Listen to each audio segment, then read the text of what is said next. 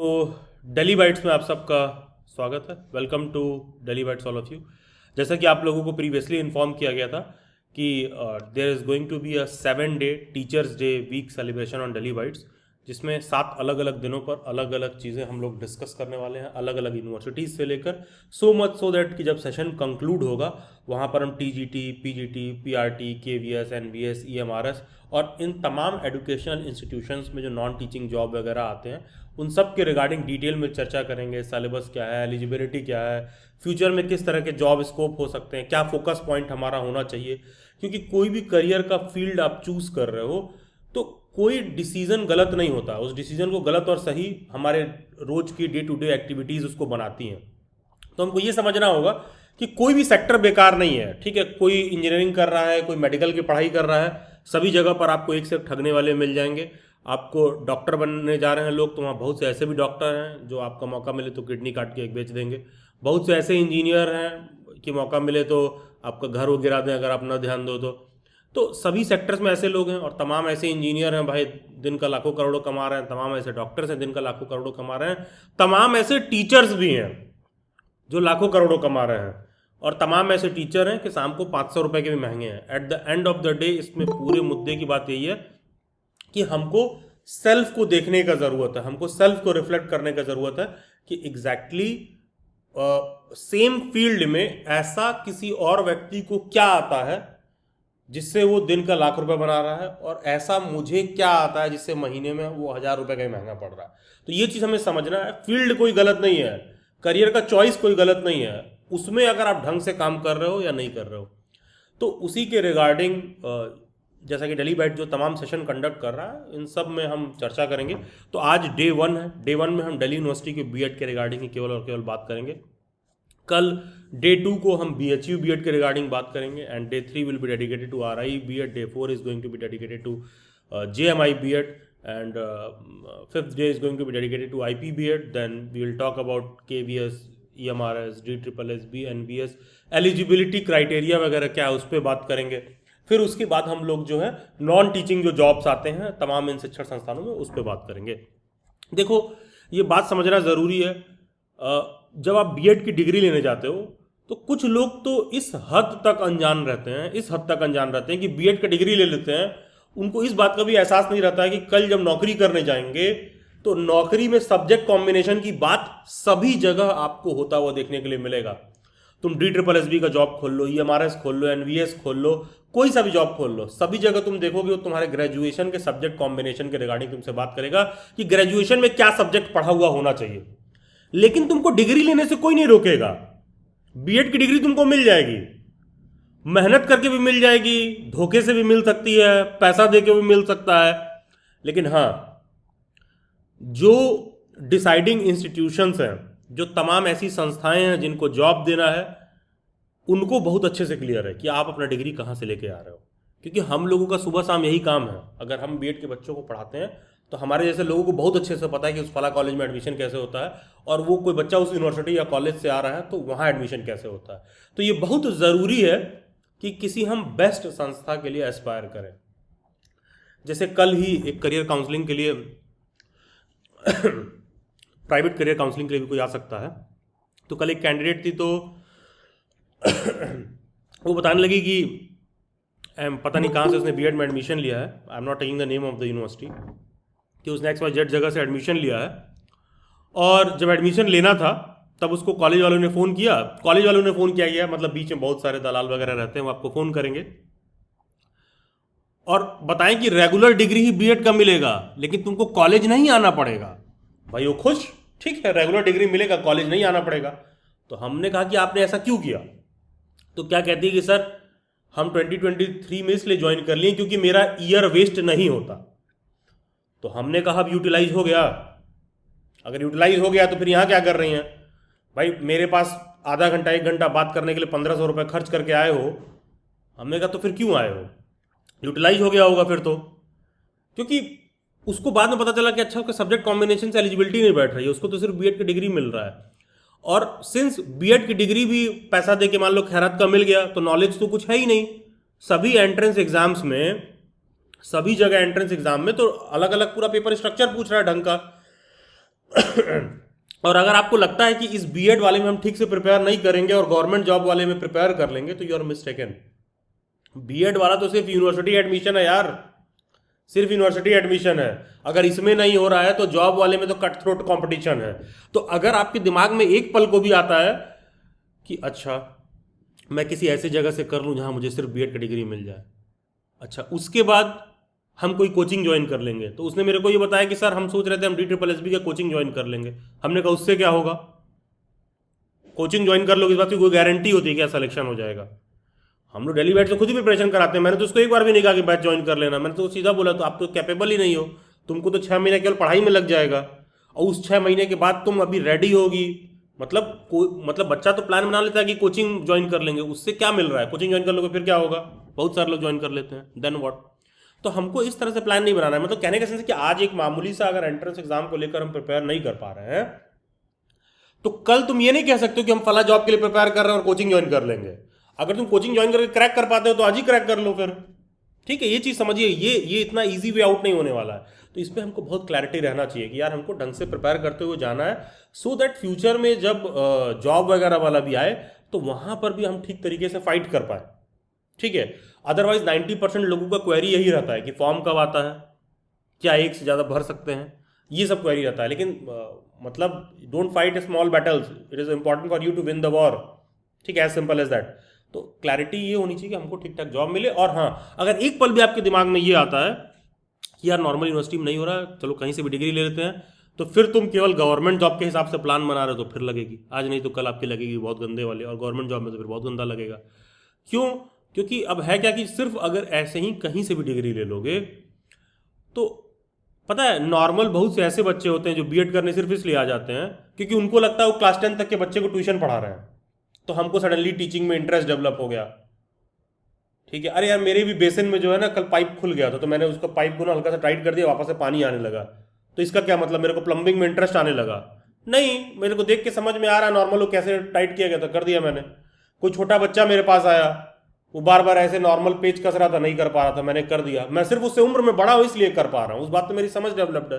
तो आप किसी 6 के बच्चे को, 10th के बच्चे को, 8th के बच्चे को अगर ऐसे ही रैंडमली ट्यूशन पढ़ा रहे हो तो तुम उसको इसलिए पढ़ा रहे हो क्योंकि तुम उससे उम्र में बड़े हो, इससे ज्यादा कोई क्वालिफिकेशन नहीं है, सिर्फ आप उससे उम्र में बड़े हो, यही क्वालिफिकेशन है।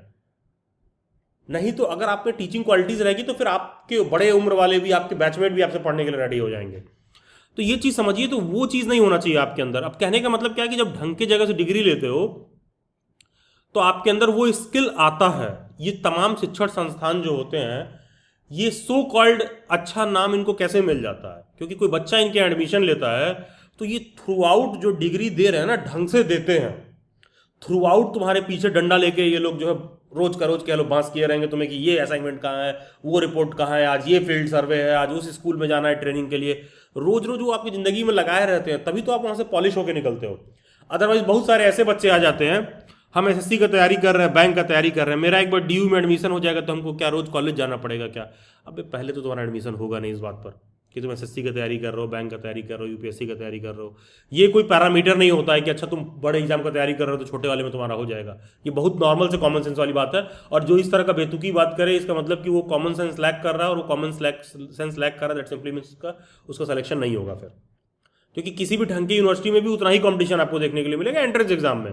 तो हमको ये चीज समझना होगा यहाँ पर इसी लेवल पर कि अच्छा ठीक है यार, अच्छे संस्था में जाने का ये एडवांटेज होता है। तो बच्चा क्या सोचता है कि हम फलाना चीज़ की तैयारी कर रहे हैं और दिल्ली यूनिवर्सिटी में फीस कम है, हम ज्वाइन कर लेंगे और वहाँ से बीएड कर लेंगे।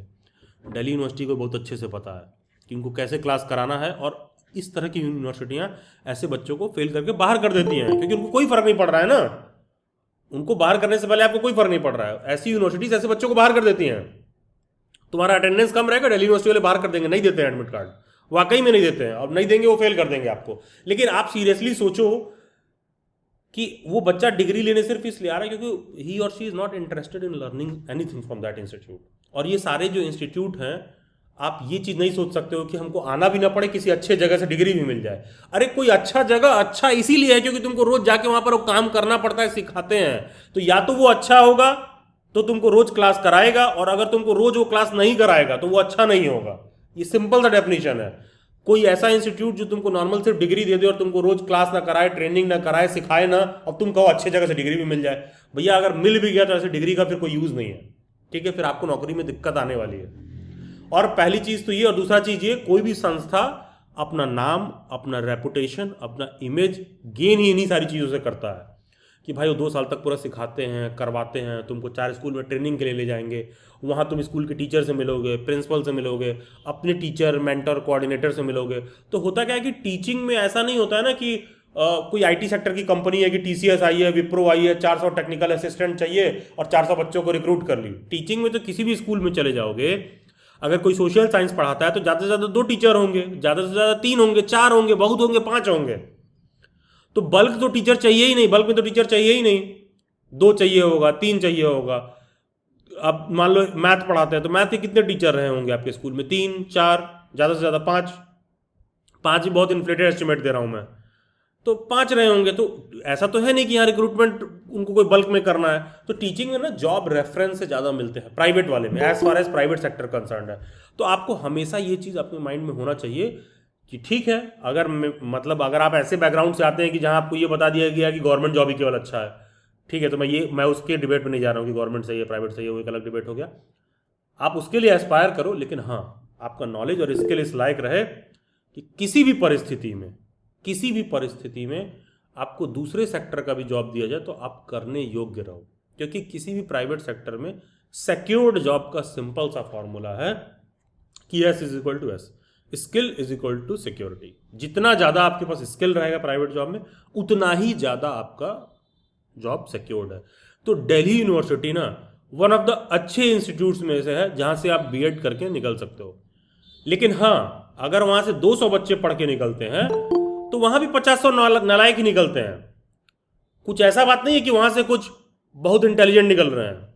ये मत समझिएगा कि सिर्फ वहाँ सिर्फ चले जाने से आपका काम हो जाएगा।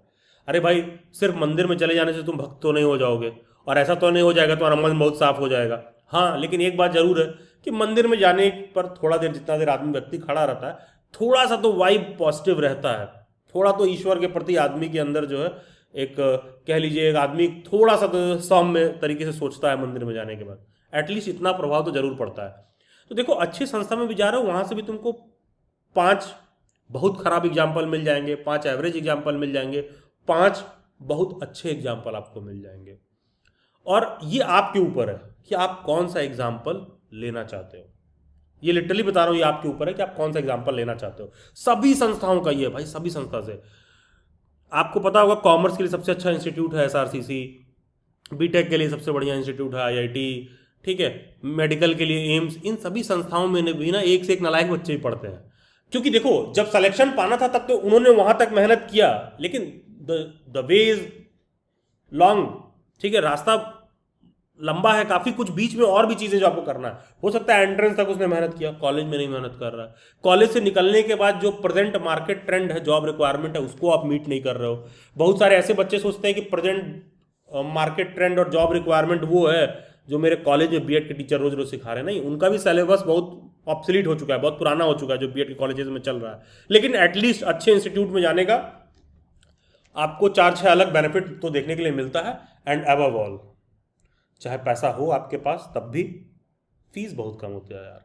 डीयू में फीस 6-6.5 हज़ार रुपये, जब मैंने दिया था मेरे टाइम में 5,310 रुपये था, ठीक, जिसमें 1,000 रुपये सिक्योरिटी होता है, जो आप डिग्री लोगे तो वापस मिल जाता है, ठीक है। ये एक बहुत बड़ा एडवांटेज होता है, पूरे साल भर का एनुअल फी बता रहा हूँ, ठीक है, ये एक बहुत बड़ा एडवांटेज होता है। तो इट्स नॉट लाइक कि आप अफोर्ड कर सकते हो, अफोर्ड मैं भी कर सकता था, 1 लाख की जगह 5 लाख भी मांगते तो मैं दे सकता था, लेकिन जब मेरा 5,000 में ही काम हो जा रहा है तो मैं क्यों दूँ 5 लाख, ठीक है, एज सिंपल एज दैट। तो आपका ये भी कोशिश रहना चाहिए। और हाँ, सेशन में डीयू बीएड पर आऊँ उससे पहले दिमाग में एकदम सेट कर लो, अगर कोई भी ऐसा, यहाँ पर ये बात मेजरली फीमेल्स पर लागू होती है, कोई भी लड़की ऐसी है ना जिसको ये लगता है कि उसके पेरेंट्स साथ नहीं दे रहे हैं, घर वाले नहीं कह रहे हैं, हमको एडमिशन लेना है वो नहीं कर रहे हैं, हमको घर वाले सपोर्ट नहीं कर रहे हैं, हम पढ़ाई करना चाहते हैं, कोई तुम्हें सपोर्ट नहीं करेगा। और हाँ, फैसला बनता और बिगड़ता तभी है जब आप भी रिजल्ट प्रोड्यूस करते हो। आप भी रिजल्ट नहीं प्रोड्यूस कर रहे होते हो, आपके पास भी केवल प्लान ही होता है। आप ही देखोगे अपने परिवार या फैमिली या पेरेंट्स को, जिस भी फील्ड में आप एस्पायर कर रहे हो, आपने दिया क्या कि वो आप पे भरोसा करे, तुमने कौन सा बहुत सारा एग्जाम क्वालिफाई करके उनको दे दिया कि तुम्हारे प्लान्स में वो एग्री करें। आज तुम सडनली कुछ बोलोगे तो तुमको लगेगा कि वो कोऑपरेट नहीं कर रहे हैं मेरे साथ, वो नहीं करेंगे कोऑपरेट, क्योंकि उनको लग रहा है कि तुम्हारे प्लान्स वही प्रीवियस प्लान्स की तरह फैंसी प्लान है, आपने भी कोई रिजल्ट प्रोड्यूस करके नहीं दिया रहता है। और जैसा कि मैंने बोला है, बात मेजरली फीमेल्स पे लागू होती है, तो ये भी चीज़ नोट कर लीजिएगा कि जब जब आप कमज़ोर पड़ेंगे आपका फैसला कोई और लेगा, और जब तुम्हारा रिजल्ट तुम्हारे फेवर में नहीं आता है तो तुम कमज़ोर पड़ रहे होते हो, फिर तुम्हारा फैसला तुम्हारे सरकमस्टांसेस लेते हैं, घर के लोग लेते हैं, तुम्हारी बढ़ती हुई उम्र लेता है, तुम्हारे आने वाला शादी का वो लेता है, ये सब सरकमस्टांसेस आपका फैसला लेते हैं। तो ये भी ज़रूरी है कि मान लो कोई ऐसा बच्चा हो कि 2025 में किसी कारणवश वो गलती से ना मेक थ्रू कर पाए, तो ढंग से पढ़ते हुए जाइएगा, सो दैट कि 2025 के बाद कल को कोई एग्जाम 2026 में आए, 2027 में आए, तो एटलीस्ट जो मिनिमम बेसिक है ना, उसका फाउंडेशन आपका रख दिया जाए, मतलब वो उसकी पढ़ाई शुरू हो जाए। ठीक है, उसकी पढ़ाई शुरू हो जाए। अगर मैं हिस्ट्री पढ़ाता हूं तो वही हिस्ट्री मेरे को टीजीटी सोशल साइंस वाले बच्चे को पढ़ाना होता है, चाहे DSSB KVS का एग्जाम दे रहा हो। वही हिस्ट्री मेरे को नेट JRF वाले को पढ़ाना पड़ता है, उसी में थोड़ा कम लेवल का मेरे को बीएड वाले को भी पढ़ाना होता है, क्योंकि हिस्ट्री का क्वेश्चन कौन सा किस लेवल का है ये कोई गारंटी थोड़ी ना है। कोई हिस्ट्री का क्वेश्चन ऐसा भी हो सकता है कि जो यूपीएससी के एग्जाम में आया हो, अगले दिन हो सकता है बीएड के एग्जाम में दिख जाए। कोई बहुत बड़ी चीज नहीं है। क्वेश्चन तो तुमको आता है तो बहुत आसान लेवल का है, क्वेश्चन नहीं आता है तो भाई बहुत कठिन लेवल का है। क्वेश्चन पे तो सिंपल सा फंडा है। तो ये चीज आप मतलब इस बात का भी आपको अंडरस्टैंडिंग होना चाहिए कि ऐसा नहीं होता कि कठिन है नहीं है, तो मतलब पढ़ाई वढ़ाई करते समय ना बहुत ज़्यादा टॉपर होने से ज़्यादा, बहुत ज़्यादा मार्क्स ओरिएंटेड होने से ज़्यादा इन सब बेसिक बातों की आपकी अंडरस्टैंडिंग रहती है ना, तो आप रिजल्ट ज़्यादा अच्छा और ज़्यादा बेहतर प्रोड्यूस करते हो। तब होता क्या है ना कि मतलब you genuinely look for options, and the moment you are looking for options, opportunities will automatically come. उसमें से कोई एक ऑप्शन होगा जो आपका अपॉर्चुनिटी बन जाएगा। अदरवाइज घर में दीदी भैया पापा मम्मी चाचा ताई बैठे हुए हैं जो हर जगह आपके फैसले में बताएंगे कि तुमको ये नहीं करना चाहिए, ये नहीं सही है, वो नहीं सही है, ये कर लो वो कर लो। ठीक है, it is you who has to make that decision, right और रॉन्ग। ठीक है, सिंपल सा बात है। चलिए खैर, थोड़ा सा मैं DU BEd पर आ जाता हूँ और शॉर्ट में मैं कुछ बातों को एक्सप्लेन कर देता हूँ। सबसे पहले मैं एलिजिबिलिटी क्राइटेरिया को थोड़ा एक्सप्लेन कर देता हूँ आप लोगों को। Firstly will come to this. देखो यार, दिल्ली यूनिवर्सिटी के BEd का फॉर्म फिल करने के लिए ना ज़रूरी है, दिल्ली यूनिवर्सिटी के BEd का फॉर्म फिल करने के लिए ज़रूरी ये है कि कोई भी कैंडिडेट ग्रेजुएट हो 50% मार्क्स के साथ। और कोई भी ऐसा कैंडिडेट है ना जिसने 50% ग्रेजुएशन में नहीं स्कोर किया है, और मान लो ग्रेजुएशन के बाद वो मास्टर्स भी कर लिया हो और उसने मास्टर्स में लेट से 50% स्कोर कर लिया है, तो वो अपने मास्टर्स वाले डिग्री के बेसिस पर भी फॉर्म फिल कर सकता है। ठीक है, कोई ऐसा बच्चा है और कोई ऐसा है जो बीटेक उटेक करके आ रहा है तो 55% क्राइटेरिया होता है। तो नॉर्मली 90% कैंडिडेट ग्रेजुएशन के बेसिस पर ही फिल करते हैं, क्योंकि अमूमन सबका ग्रेजुएशन में 50% होता है, तो आपको ग्रेजुएशन के बेसिस पर ही फिल करना है। लेकिन कोई ऐसा है जो पोस्ट ग्रेजुएशन कर रखा है, तो थोड़ा सा अपना दिमाग का इस्तेमाल करोगे कि अच्छा तुम अपने पोस्ट ग्रेजुएशन के सब्जेक्ट के बेसिस पर या पोस्ट ग्रेजुएशन के परसेंटेज के मार्क्स के बेसिस पर भी बीएड में फॉर्म फिल कर सकते हो। और जो कुछ भी मैं बोल रहा हूं ये सारा कुछ केवल और केवल दिल्ली यूनिवर्सिटी पर लागू होता है। अगर यही एलिजिबिलिटी क्राइटेरिया कल जब मैं BHU का सेशन कंडक्ट करूंगा तो वहां देखोगे अलग होगा। Regional institute of education NCERT, one of the best place to do BEd, अगर मैं उसके रिगार्डिंग बात करूंगा तो उसका एलिजिबिलिटी रिक्वायरमेंट एकदम अलग होगा, जामिया का एकदम अलग होगा और यूपी वाले बीएड का एकदम अलग होगा। तो कभी कंफ्यूज नहीं होना है, तुमको हर यूनिवर्सिटी का एलिजिबिलिटी क्राइटेरिया समझना होगा। अगर यहां पर ये लागू बात होती है ना कि तुम्हारा पोस्ट ग्रेजुएशन की डिग्री के बेसिस पर भी फॉर्म फिल कर सकते हो, तो सेम बात ना कोई बच्चा यूपी बीएड का फॉर्म फिल कर रहा है तो वहां नहीं लागू होती है। तो हर जगह एलिजिबिलिटी चेक करने का, इस बात का आदत डालने का कि मेरे को एलिजिबिलिटी चेक करना है। तो मैं DU BEd पर बात कर रहा हूं तो ये बात सिर्फ DU BEd पर लागू होती है। ठीक है, तो नॉर्मल ग्रेजुएशन होना चाहिए 50% मार्क्स के साथ। ठीक है, सिंपल सा क्राइटेरिया है। दूसरा एक बहुत बड़ा क्राइटेरिया दिल्ली यूनिवर्सिटी का ये होता है, देखो ये जो सारा सब्जेक्ट जो रेड बॉक्स के अंदर आपको दिख रहा है ना, ये जो सारे सब्जेक्ट्स आपको रेड बॉक्स के अंदर दिख रहे हैं, केवल और केवल इन्हीं सब्जेक्ट्स में तुम दिल्ली यूनिवर्सिटी में बीएड कर सकते हो। केवल और केवल इन्हीं सब्जेक्ट्स में से आप कोई भी और सब्जेक्ट नहीं चूज कर सकते हो बीएड करने के लिए। दिल्ली यूनिवर्सिटी केवल इन्हीं सब्जेक्ट में बीएड कराती है। अगर तुम्हारे ग्रेजुएशन में या पोस्ट ग्रेजुएशन में एक भी ऐसा सब्जेक्ट नहीं है जो तुमने इसमें से पढ़ा हो, ठीक है, तो तुम नॉट एलिजिबल हो। कोई भी ऐसा बच्चा है जो स्क्रीन नहीं देख पा रहा होगा तो प्लीज आप ना स्क्रीन पे मुझे पिन कर रखे हैं तो हटा दीजिएगा मुझे, ठीक है, पिन पे से तो आपको शो करेगा इस, ठीक है। तो देखिए ये जो रेड बॉक्स के अंदर दे रखा है, केवल इसी सब्जेक्ट में दिल्ली यूनिवर्सिटी बीएड करवाता है, केवल और केवल इसी सब्जेक्ट में, और किसी सब्जेक्ट में नहीं। अच्छा, बहुत सारे ऐसे लोग भी होते हैं जो मेरे को इंस्टा पर मैसेज करते हैं या कई बार मैसेज करेंगे कि सर बीएड में तो 2 सब्जेक्ट चुनना होता है ना। ये बहुत बेवकूफ़ों वाली बात होती है कि बीएड में 2 सब्जेक्ट चुनना होता है। ये हवा हवाई यूट्यूब के वीडियोस पे मत जाओ, क्योंकि तमाम जो ऐसे लोग गाइड करते हैं ना, उन्होंने कभी एनसीईआरटी पढ़ रखा होता है, ना खुद किसी ढंग के इंस्टीट्यूट से क्वालिफाइड रहते हैं, तो वो तुमको बोल देंगे 2 सब्जेक्ट चुनना होता है, तुम कंफ्यूज हो जाते हो लेके। देखो 2 सब्जेक्ट जो चुनना होता है वो बेसिकली है क्या यार। मान लो तुम केमिस्ट्री से पढ़े हो, तो क्या साइंस केवल केमिस्ट्री है? नहीं, साइंस में और भी बहुत कुछ आता है, physics, chemistry, biology further divided है, केमिस्ट्री फर्दर डिवाइडेड है, ठीक है। तो लेकिन क्या केमिस्ट्री साइंस है? हाँ बिल्कुल। तो जब भी कोई कहता है ना कि 2 सब्जेक्ट चुनना होता है, 2 सब्जेक्ट नहीं चुनना होता है। सब्जेक्ट तो तुम्हारा यही है, उसका पेरेंट सब्जेक्ट साइंस है। कोई बच्चा हिस्ट्री का है तो उसका पेरेंट सब्जेक्ट क्या है? सोशल साइंस है। तो 2 सब्जेक्ट नहीं चूज करते हो यार, मतलब तुम हिस्ट्री चूज कर रहे हो तो सोशल साइंस चूज कर रहे हो, क्यों? इसके पीछे का लॉजिक क्या है? लॉजिक सिंपल सा ये है कि जब तुम कक्षा 6 से 10 तक के या 6 से 8 तक के टीचर बनते हो टीजीटी लेवल पर, तो कक्षा 6 से 8 तक के बच्चे के लिए कोई चीज़ हिस्ट्री, केमिस्ट्री, फिजिक्स नहीं होता है। छोटे क्लासेस में बच्चा साइंस पढ़ता है, छोटे क्लासेस में बच्चा सोशल साइंस पढ़ता है, छोटे क्लासेस में बच्चा मैथ पढ़ता है, तो सारा सब्जेक्ट पढ़ता है वो।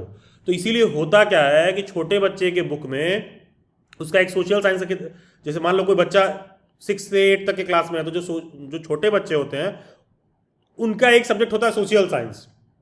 उसी सोशल साइंस में थोड़ा इकोनॉमिक्स रहेगा, थोड़ा जियोग्राफी रहेगा, थोड़ा हिस्ट्री रहेगा, थोड़ा पॉलिटिकल साइंस रहेगा। तो सब्जेक्ट 1 कुछ नहीं होता है यार। सब्जेक्ट 1 तो वही तुम्हारा पेरेंट सब्जेक्ट है, ठीक है। सब्जेक्ट 1 क्या है? सब्जेक्ट 1 तो सिंपल सा आपका एक पेरेंट सब्जेक्ट है। तो अब यहां देखिए, अब मैं कहूं कि केमिस्ट्री वाला कहे 2 सब्जेक्ट चुनना होता है, अरे 2 सब्जेक्ट नहीं चुनना होता यार, तुम साइंस के ऑलरेडी हो, ठीक है। तुम साइंस के ऑलरेडी हो, तो तुम 2 सब्जेक्ट नहीं चूज कर रहे हो टेक्निकली, समझ रहे हो? तुम साइंस के ऑलरेडी हो, तुम चूज इसमें से साइंस के कोई एक सब्जेक्ट चूज करोगे। अब मान लो कोई बच्चा सोशल साइंस का है, तो तुम सोशल साइंस के ऑलरेडी हो। जैसे मान लो कोई इकोनॉमिक्स का पढ़ रहा है, तो कोई इकोनॉमिक्स वाला भी सोशल साइंस में ही आता है, जियोग्राफी वाला भी सोशल साइंस में आता है, हिस्ट्री वाला भी सोशल साइंस में ही आता है। अब कोई इंग्लिश है, हिंदी है, संस्कृत है, तो ये सब लैंग्वेज के ही अंदर में आता है। तो 2 सब्जेक्ट नहीं चूज करना होता है बेसिकली, वही तुम्हारा सब्जेक्ट होता है, उसका एक पेरेंट सब्जेक्ट होता है। जैसे छोटे क्लासेस में देखा करो सोशल साइंस होता है, साइंस होता है, सब्जेक्ट्स डिवाइडेड नहीं रहते, ठीक है। सिंपल सा लॉजिक है। तो इसीलिए जब भी मैं कोई वीडियो एक्सप्लेन करता हूं, तो कभी मैं बच्चों को ये नहीं कहता हूं कि आप इस पे ध्यान दो बहुत ज़्यादा, इसको इग्नोर करो यार। तुम्हारे एलिजिबिलिटी में उसका रोल नहीं है, वो यूनिवर्सिटी वाले जब तुम्हारा एडमिशन होगा तुमको बता देंगे क्या करना है नहीं करना है। तुम्हारा क्या कंसर्न होना चाहिए बेसिकली कि ये जो रेड बॉक्स के अंदर सारा सब्जेक्ट दे रखा है, इसमें से कोई एक सब्जेक्ट आपको चूज करना है, ठीक है। और जो भी सब्जेक्ट आप चूज करोगे, ये आपके ऊपर नहीं है कि आपने कोई सा भी सब्जेक्ट चूज कर लिया और हो गया। जो भी सब्जेक्ट आप चूज करोगे, ये जरूरी है कि मिनिमम बोला जा रहा है 200 नंबर का तो ठीक है, नहीं तो 500 का पढ़ रखे हो तो भी ठीक है, 700 का पढ़ रखे हो तो भी ठीक है, 300 का पढ़ रखे हो तो भी ठीक है, लेकिन मिनिमम 200 मार्क्स का पढ़ा हुआ होना चाहिए। कोई सा भी एक सब्जेक्ट जो इस रेड बॉक्स के अंदर है आप चूज करोगे, अगर आपने उसको अपने ग्रेजुएशन में 200 मार्क्स का पढ़ रखा है मिनिमम, न्यूनतम, और उसमें 50% स्कोर्ड है, उसमें 50% स्कोर्ड है, कहने का मतलब है कि अगर 250 नंबर का पढ़ रखा है तो 125 स्कोर्ड होना चाहिए, 300 नंबर का पढ़ रखा है तो 150 स्कोर्ड होना चाहिए, 400 नंबर का पढ़ रखा है तो 200 स्कोर्ड होना चाहिए, 700 नंबर का पढ़ रखे हो तो मिनिमम 50% मतलब 350 स्कोर होना चाहिए उस सब्जेक्ट में, 200 का पढ़े हो तो मिनिमम 100 उस सब्जेक्ट में स्कोर होना चाहिए आपका। तो उस पर्टिकुलर सब्जेक्ट में आप बीएड कर सकते हो दिल्ली यूनिवर्सिटी से, ठीक है। उस पर्टिकुलर सब्जेक्ट में आप बीएड कर सकते हो दिल्ली यूनिवर्सिटी से। और कोई भी बच्चा ऐसा है जिसने ऑनर्स डिग्री ले रखी है, लेट से रेड बॉक्स में कोई एक ऐसा सब्जेक्ट है, जैसे उस पर्टिकुलर सब्जेक्ट में आपने ऑनर्स डिग्री ले रखी है, तो आपको फिर सब्जेक्ट ऑब्जेक्ट में परेशान नहीं होना है। तुम्हारा 50% मार्क्स है तो तुम एलिजिबल हो, एज सिंपल एज दैट, ठीक है। तो है क्या ना, आप कोई भी सब्जेक्ट चूज कर सकते हो, लेकिन जरूरी क्या है कि वो 200 नंबर का पढ़ा हो, उसमें 50% स्कोर्ड हो, ठीक है। ये कोई भी ऐसा बच्चा जिसको एलिजिबिलिटी क्राइटेरिया को लेकर, जो मैंने सब्जेक्ट कॉम्बिनेशन वाली बात बताई, जिसको कोई भी दिक्कत हो, ठीक है, कोई भी ऐसा बच्चा जिसको यहां पर कोई दिक्कत हो सब्जेक्ट वाला बात, जस्ट रेज योर हैंड। कोई भी ऐसा बच्चा, जस्ट रेज योर हैंड, जिसको सब्जेक्ट वाले मैटर में अभी भी कोई कंफ्यूजन हो। Okay, yes Simpy Kaur, yes please. Sir जो सोशल साइंस वाला कोड है उसके अंदर सर ऑप्शनल सब्जेक्ट्स भी यहाँ पे मेंशन है, साइकोलॉजी एंड सोशियोलॉजी। तो जो हमें मेन सब्जेक्ट्स पढ़ने होंगे वो तो 5 ही होंगे ना, तो ये जो ऑप्शनल वाले सर ये क्या मतलब इसका वो होगा, तुमको ये एक चूज करना है, रिप्लेसमेंट। तुम अपना दिमाग जरूरत से ज़्यादा मत चलाओ। समय से आगे चलने वाले भी पिटते हैं, समय से पीछे चलने वाले भी पिटते हैं। तो अपना सब्जेक्ट देखो ना, तुम साइकोलॉजी सोशियोलॉजी क्यों देख रही हो? जब तुमको रेड बॉक्स बोला जा रहा है, रेड बॉक्स देखो। अब तो साइकोलॉजी सोशियोलॉजी वाला क्यों, फिर बायोलॉजी के बारे में क्यों नहीं पूछ रही हो? वही बात केमिस्ट्री पे क्यों नहीं पूछ रही हो? तुम अपना सब्जेक्ट देखो ना, सिर्फ तुम्हारा कौन सा सब्जेक्ट है? Sir political science. हाँ, तो तुम पॉलिटिकल साइंस देखो, तुमको क्या करना है साइकोलॉजी सोशियोलॉजी में क्या चल रहा है? Okay sir. कंफ्यूज आप खुद को कर रहे हो जी विशाखा। सर जैसे मेरा रिजल्ट आया है उसमें 12 क्रेडिट मतलब 12 क्रेडिट पर क्रेडिट्स है मैं बात तो। करिए, यहाँ देखिए 200 मार्क्स का पढ़ रखा है कि नहीं? क्रेडिट नहीं, हर यूनिवर्सिटी का क्रेडिट सिस्टम अलग होता है।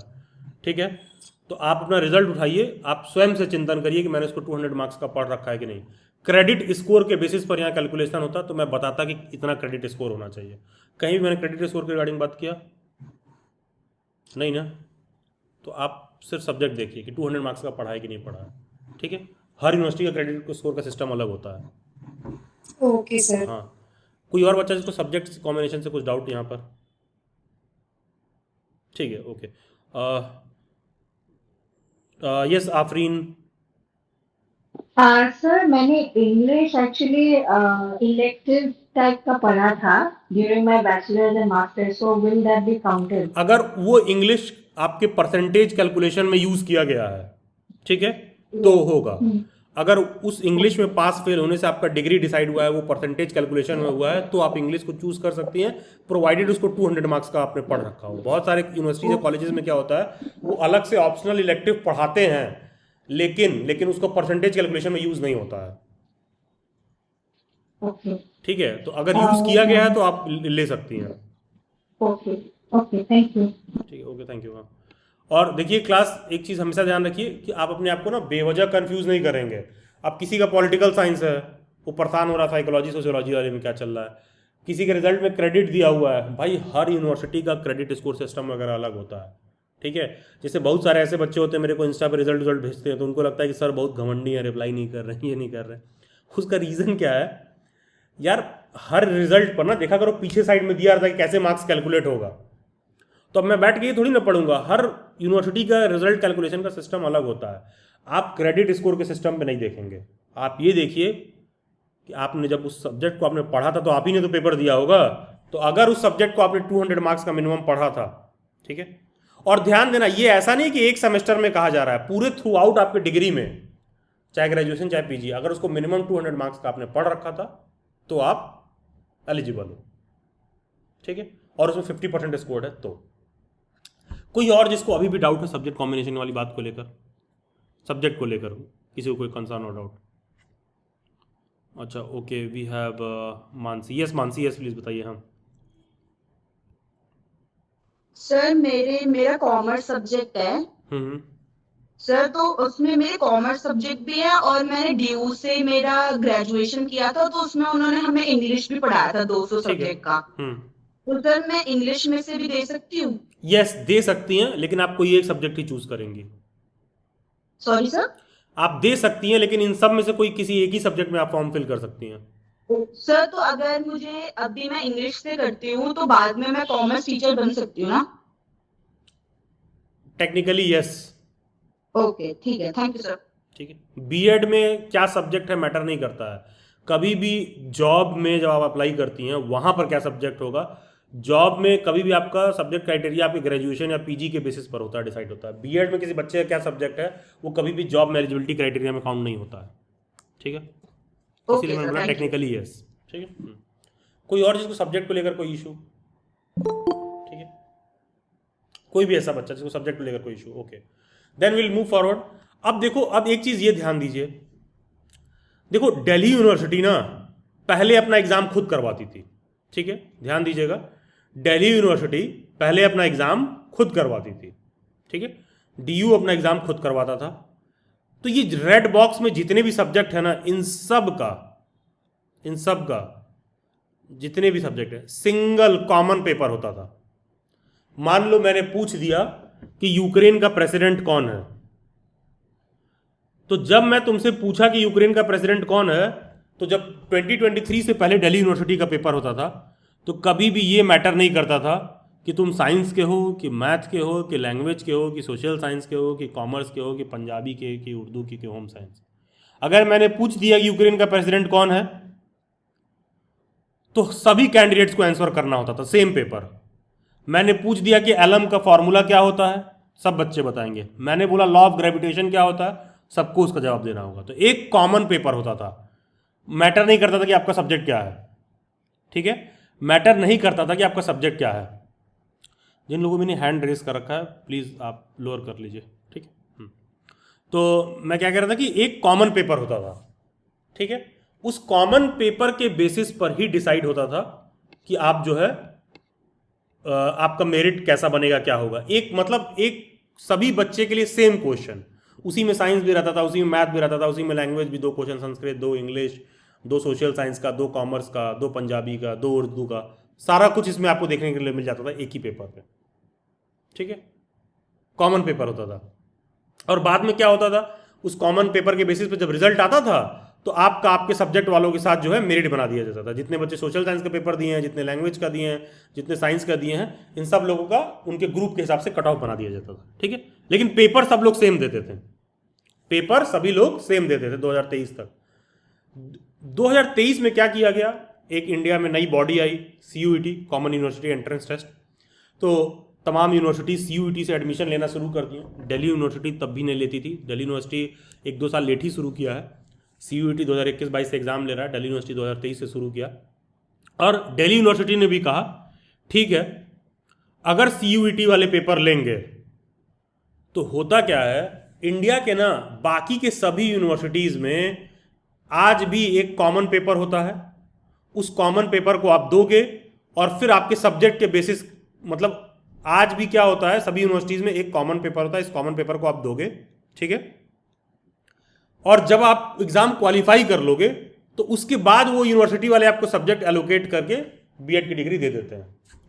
लेकिन दिल्ली यूनिवर्सिटी ये एलिजिबिलिटी क्राइटेरिया इसलिए सेट करता है सब्जेक्ट वाला, क्योंकि फ्यूचर में फिर जब आप जॉब करने जाओगे तो वहाँ सब्जेक्ट कॉम्बिनेशन वो आप लोगों से फिर मांगता है। तो इसीलिए दिल्ली यूनिवर्सिटी क्या करता है, B.Ed में डिग्री देने से पहले ही आपका सब्जेक्ट कॉम्बिनेशन चेक करवाता है। तो दिल्ली यूनिवर्सिटी ने कहा यार मेरे पास तो हर चीज़ के लिए अलग अलग सब्जेक्ट है, तो हमारा पेपर एकदम अलग तरीके से होना चाहिए।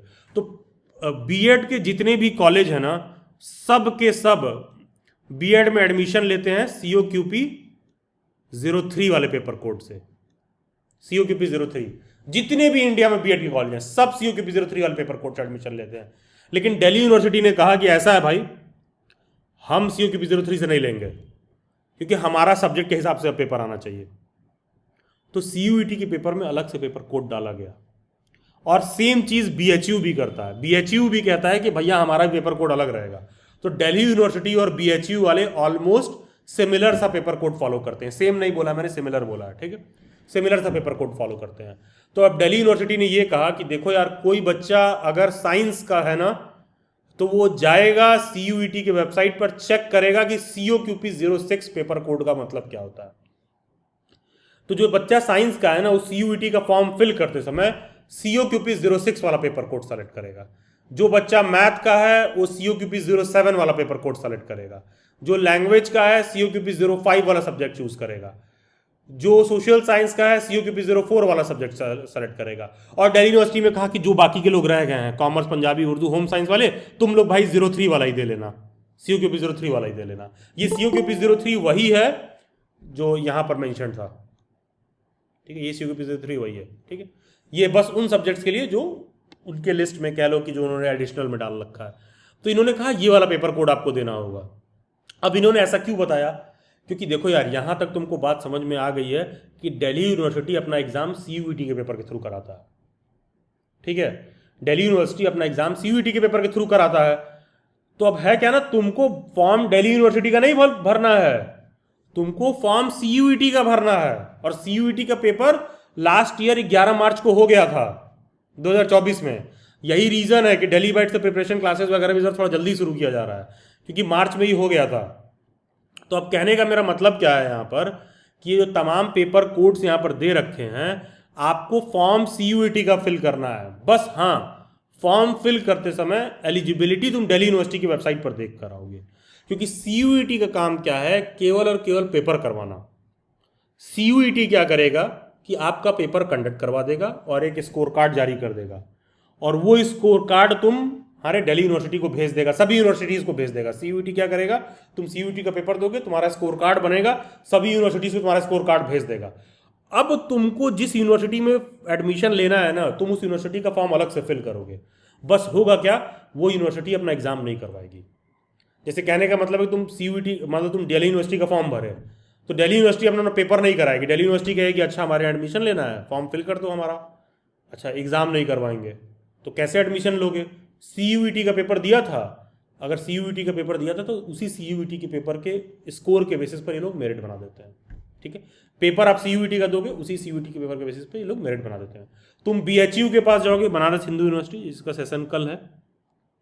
BHU वाले क्या करते हैं, BHU कहेगा कि यार आपको अच्छा BHU से B.Ed करना है, ठीक है फिल कर लो BHU में फॉर्म। तो तुम BHU का फॉर्म फिल करोगे। अब फॉर्म फिल करने के बाद तुम उम्मीद करोगे कि हम BHU की B.Ed का एग्जाम दें, तो BHU तो अंत तुमसे क्या कहेगा, नहीं भाई हम B.Ed में एग्जाम नहीं कराते हैं, CUET का पेपर दिए थे। तुम बोलोगे हाँ, तो भैया अपना CUET का स्कोर कार्ड दे दीजिए, उसी पे मेरिट बना देंगे। ठीक है, लेकिन हाँ तुमको ये समझना होगा कि जब भी तुम 4 अलग अलग यूनिवर्सिटीज़ का फॉर्म फिल करोगे तो एलिजिबिलिटी क्राइटेरिया सबका अलग होता है। दिल्ली यूनिवर्सिटी का एलिजिबिलिटी क्राइटेरिया अलग होगा, BHU का अलग होगा।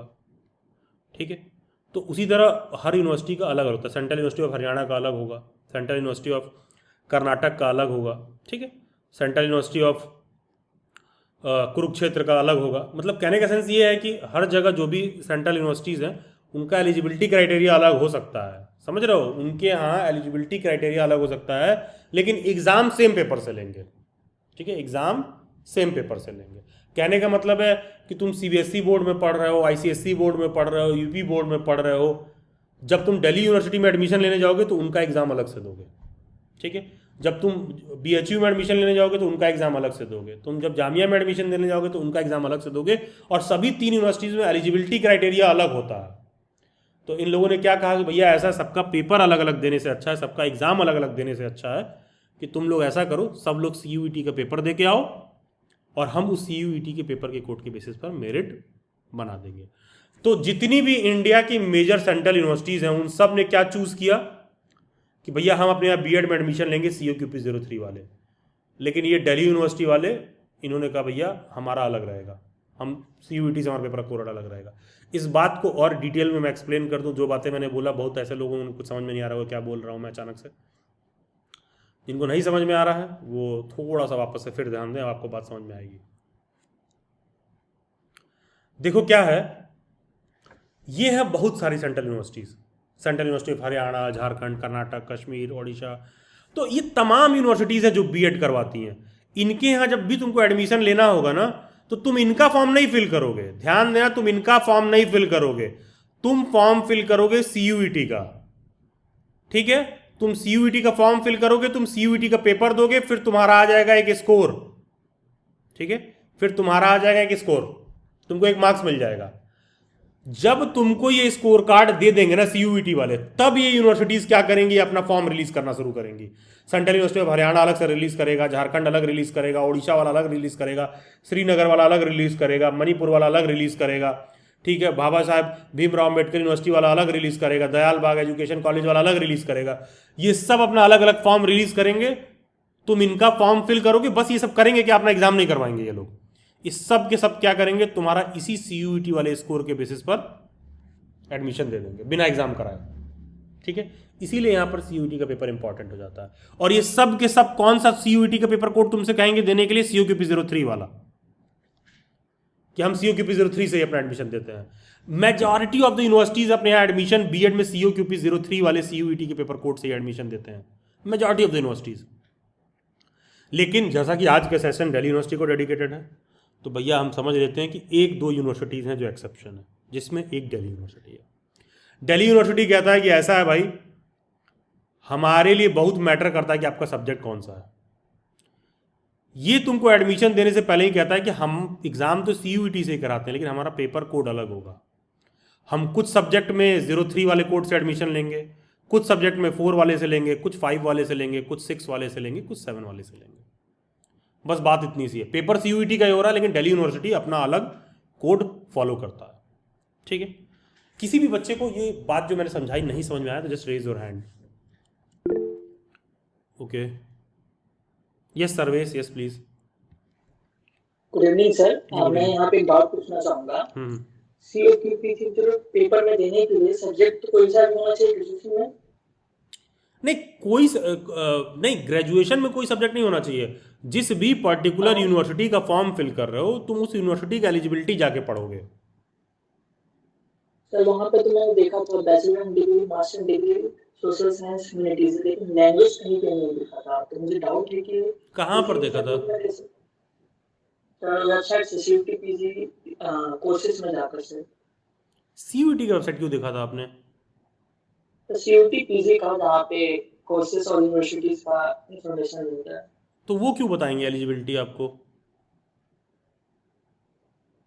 एलिजिबिलिटी हमेशा यूनिवर्सिटी बताएगी। ओके, हमको एडमिशन देना है ना, अगर मैं यूनिवर्सिटी हूँ मेरे को एडमिशन देना है, वो तो बस एग्जाम कंडक्ट करा रहा है। ओके, तो इसलिए मैंने पूछ लिया कि वहाँ पे कोई सा भी सब्जेक्ट से दे सकते हैं। नहीं, फॉर्म तो तुमको जितना मन करे CUET का जो सा भी फिल कर दो, लेकिन जब एडमिशन लेने जाओगे तो यूनिवर्सिटी वाले एलिजिबिलिटी चेक करेंगे ना। सर मैं मतलब यहाँ पे मुझे 2-3 चीजें पूछनी है। सबसे पहले तो आप ये बताते हैं यहाँ पे जो 03 रहेगा, तो यहाँ पे मेरी ग्रेजुएशन में 50% किसी भी ऑनर्स में होना चाहिए। पहले तो आप हेडफोन निकालिए अपना, बताइए क्या कह रहे हैं। हाँ, ओके, सर मेरी डाउट ये थी कि सर मैंने ग्रेजुएशन कर रखी है इंग्लिश ऑनर्स से, बट मैं DU के लिए सोचा था। तो DU के लिए सोचा था तो वहाँ पे एक प्रॉब्लम ये हो रही कि संस्कृत मेरे से हो नहीं पाएगा। तो यहीं पे मैं एक और आपसे क्या हो जाएगा? आपसे क्या हो जाएगा? तो नहीं पता सर, वो तो नहीं पता, बट संस्कृत में बहुत सारी प्रॉब्लम हो रही है मुझे। अच्छा ठीक है। अच्छा, और कुछ? सर आगे मुझे ये पूछना था, मैंने जैसे आपने बताया कि दो ईयर में 200 मार्क्स का होना चाहिए, तो मेरी ज्योग्राफी भी और पॉलिटी भी है। तो मैं ये सोच रहा था 2 ईयर में नहीं, थ्रू आउट ग्रेजुएशन में, थ्रू आउट डिग्री कंप्लीशन में। हाँ जी सर, वही थ्रू आउट में 200 मार्क्स की और 50% से भी ऊपर है। तो मैं सोच रहा था कि DU और BH के लिए सोशल साइंस से ज्योग्राफी में अगर मैं पेपर देता हूँ, अगर बाय द वे मेरा हो गया, आगे के क्वेश्चन पूछना चाह रहा हूँ सर, आप बताएंगे नहीं? प्लीज तो बताइए। जी, तो अगर मैं यहाँ पे सोशल साइंस का पेपर देता हूँ 4004, अगर हो जाता है तो 3 पेपर तो कॉमन होते हैं, पेडागोगी सब्जेक्ट 1 और 2, तो वहाँ पे भी मुझे फिर सोशल साइंस ही लेना पड़ेगा। जैसा आपने सर जस्ट 15 मिनट पहले एक स्टूडेंट को बताया कि सब्जेक्ट जो पेडागोगी जो सब्जेक्ट होंगे, जैसा कॉलेज यूनिवर्सिटी में पढ़ेंगे, कोई मैटर नहीं करता। ग्रेजुएशन में और मास्टर्स में आपका सिर्फ होना चाहिए ऑनर्स, उसी के टीचर बन सकते हैं। बिच्छू का मंत्र मालूम ना हो तो सांप के बिल में हाथ मत डालिए। वो उन्होंने जो पूछा था उनको समझाने के लिए मैंने कहा था, उस बात को वहीं इग्नोर कर दीजिए, वो बहुत बात की बात है। ठीक है जी सर, मुझे भी पूछना था, यहाँ पे क्लियरिफाई कर देंगे आप प्लीज? नहीं तो ठीक है, तो आप अगर इंग्लिश से हैं तो आपको तो लैंग्वेज का ही पेपर देना चाहिए। सारा कंफ्यूजन इसलिए हो रहा है क्योंकि आप दूसरा सब्जेक्ट चूज कर रहे हो। सर तो मैंने प्रॉब्लम बताई नहीं सर, मेरे साथ थोड़ा सा। सुनिए, यूनिवर्सिटी के मेरे को दिक्कत नहीं है भाई, पहले तो आप ये समझिए हमको दिक्कत नहीं है, ये दिक्कत यूनिवर्सिटी आपके लिए पैदा करेगी। अगर आप इंग्लिश ऑनर्स से डिग्री ले रखी है ना आपने, जी तो भाई तुम सोशल साइंस का सब्जेक्ट ले लोगे तो कल को सोशल साइंस के जॉब में तो ऐसे भी एलिजिबल नहीं रहोगे। जी जी जी, इसलिए सर मैं पूछ रहा। हाँ, तो फिर ये 3-5 कर ही क्यों रहे हो? जब लैंग्वेज के स्टूडेंट के हो, अगर तुमको संस्कृत नहीं आता है तो और लोगों को भी संस्कृत नहीं आता है। अगर आप इंग्लिश पढ़ के आ रहे हैं तो और भी बच्चा जो इंग्लिश पढ़ के आ रहा है वो संस्कृत में पांडित्य करके नहीं आ रहा है। भाई आपको अपनी प्रॉब्लम क्यों दिख रही है केवल? आप और बच्चों का भी प्रॉब्लम देखिए। तुम हिंदी मीडियम वाले बच्चे का प्रॉब्लम देखो, वो तो बेचारा बचपन से उसको हमेशा इंग्लिश में प्रताड़ित किया गया है। अब उससे कहा जा रहा है कि 25 क्वेश्चन इंग्लिश पूछेंगे, 25 क्वेश्चन संस्कृत भी पूछेंगे, तो भाई मेरिट भी तो उसी हिसाब से फिर बनती है। अगर आप इंग्लिश से हो तो आप कैसे सोशल साइंस के टीचर बन जाओगे भविष्य में? ठीक है, इस बात को भी समझिए आप। इसीलिए मैंने कहा कि जब मैंने किसी बच्चे को ये बात बोला तो वो उसको मैंने बहुत बात की बात कह दी जॉब के लिए। और इसके लिए मेरा डेली बाइट्स पर बहुत सारा करियर कॉन्वर्जेशन वाला सीरीज भी होगा, वहाँ भी मैंने बात समझाया है कि क्या बीएड में सब्जेक्ट मैटर करता है। तो बीएड में सब्जेक्ट मैटर करे ना करे, लेकिन बीएड में एडमिशन के लिए तो मैटर करता है ना। Okay okay sir. सर तो जी जी मैंने देखा भी था वहाँ पे, आपका जो सेशन था मैंने वो भी देखा था, तो वहाँ पे मुझे सही लगा, फिर मैंने सोचा मैं एक बार पूछ लेता हूँ। नहीं देखो thank you Sarvesh, for the देखो डाउट। प्रॉब्लम ये है कि आप बेवजह का प्रॉब्लम इनवाइट कर रहे हो अपने लिए। अगर जी जी आप जी सर। इंग्लिश से हैं तो आपको इस बात को अपने दिमाग में एकदम सेट कर लेना चाहिए कि हमको उसके साथ छेड़छाड़ नहीं करना है, नहीं सिर्फ करना इसलिए चाहिए क्योंकि सर। एंट्रेंस में संस्कृत पूछ रहा है 25 क्वेश्चन। सर्विस कितने लोग हैं यहाँ जिनको संस्कृत आता होगा? अभी हैंड रेस करवा देंगे 4 लोग भी ठीक से नहीं होंगे। ठीक है। एक्चुअली सर जो आप बोल रहे थे ना, वो बिहार बोर्ड वाले हिंदी, तो वही सर मैं भी उसी में से था, बट अभी इंग्लिश पे कमांड कर लिया, लेकिन संस्कृत कभी पढ़ी ही नहीं, तो बस हाँ इसी संस्कृत टेंशन। सभी लोग नहीं पढ़े हैं सर्वेश, सभी लोग नहीं पढ़े हैं। देखिए आप लोगों के साथ प्रॉब्लम क्या हो रहा है ना, आप लोग उड़ता तीर खुद ही पकड़ रहे हो। भाई जब तुम इंग्लिश ऑनर्स में डिग्री ले रखे हो, क्यों तुमको बेवजह सोशल साइंस वगैरह इस तरह से पकड़ना है कि तुम्हारी हालत खराब होने लगे? क्योंकि पता है यार, मतलब आज बीएड में जी एडमिशन के लिए उल्टा हो सब्जेक्ट जाएगा। छोड़ दोगे तो भविष्य में दिक्कत होगा। ठीक है। और देखिए क्वेरी भी ना थोड़ा सा जेन्युइन सा होना चाहिए, लेकिन ठीक है चलिए, आपका ये कंसर्न जायज़ है कि कोई बच्चा दूसरा सब्जेक्ट ले सकता है कि नहीं। आई जस्ट शो, जैसे देखो ये करियर कॉन्वर्सेशन वाला जो प्लेलिस्ट है ना, इसमें एक वीडियो होगा। मैंने देखा था सर, वो एक मैम के साथ था। Sharvani ma'am, are you in the meeting? Yes, sir. I guess इस पे आपने सेशन कंडक्ट किया था कि बीएड में सब्जेक्ट मैटर करता है, ये तो रहा। Yes, yes, sir. यहाँ लिखा है ना बीएड में सब्जेक्ट मैटर करता है कि नहीं, ये आप देखिए। ठीक है। तो ये बीएड में सब्जेक्ट मैटर करता है एडमिशन तक। ठीक है। उसके बाद तो कभी भी जॉब का फॉर्म फिल करोगे तो फिर वहां पर देखा जाएगा कि आपका सब्जेक्ट क्या है। लेकिन यार जब तुम इंग्लिश ऑनर्स हो तो तुम्हें ये छेड़ने की जरूरत नहीं है। और यही रीज़न है कि डेली बाइट्स पर जो क्लासेस होती हैं हम लोग संस्कृत का फैकल्टी रखते हैं अलग से। भाई सब लोग एंड पहली सर बार पढ़ रहे लास्ट होते हैं। एंड लास्ट डाउट वो भी क्लियर कर दीजिए सर, जो 03 पेपर होंगे अदर यूनिवर्सिटी के, उसमें ये भी जो आप एलिजिबिलिटी की बात कर रही हैं, तो वही सब्जेक्ट वहाँ भी वो देखे जाएंगे या फिर विदाउट किसी भी? हाँ ये बहुत सही क्वेश्चन आपने पूछा। जितने भी और यूनिवर्सिटीज़ में फॉर्म फिल करोगे ना, वहाँ वो कोई सब्जेक्ट नहीं पूछेंगे आपसे। अच्छा, सिर्फ डिग्री चाहिए? सिर्फ डिग्री चाहिए, ग्रेजुएट हो 50% के साथ तो आ जाओ। Okay okay. ये ना क्राइटेरिया सिर्फ डीयू और बीएचयू में ही है, इसीलिए कंफ्यूजन होता है बच्चों को ऑफन। अगर ये जितनी भी यहाँ पर सारी यूनिवर्सिटीज़ है ना, इनका सब्जेक्ट वाला कॉम्बिनेशन नहीं है, सब्जेक्ट वाला रहता तो क्यों कहते केवल 03 का पेपर देना है? सर एक एक्सेप्शन उसमें भी है sir, the English and the foreign language university में भी। सुनिए, एक्सेप्शन ऐसे कई और प्राइवेट यूनिवर्सिटीज़ भी हैं, मैं सेंट्रल यूनिवर्सिटीज़ के रिगार्डिंग बात कर रहा हूँ। तो सर ये मतलब मैं एक फर्दर क्वेश्चन पूछना चाहूँगा, तो English and the foreign language ये सेंट्रल गवर्नमेंट के अंदर है?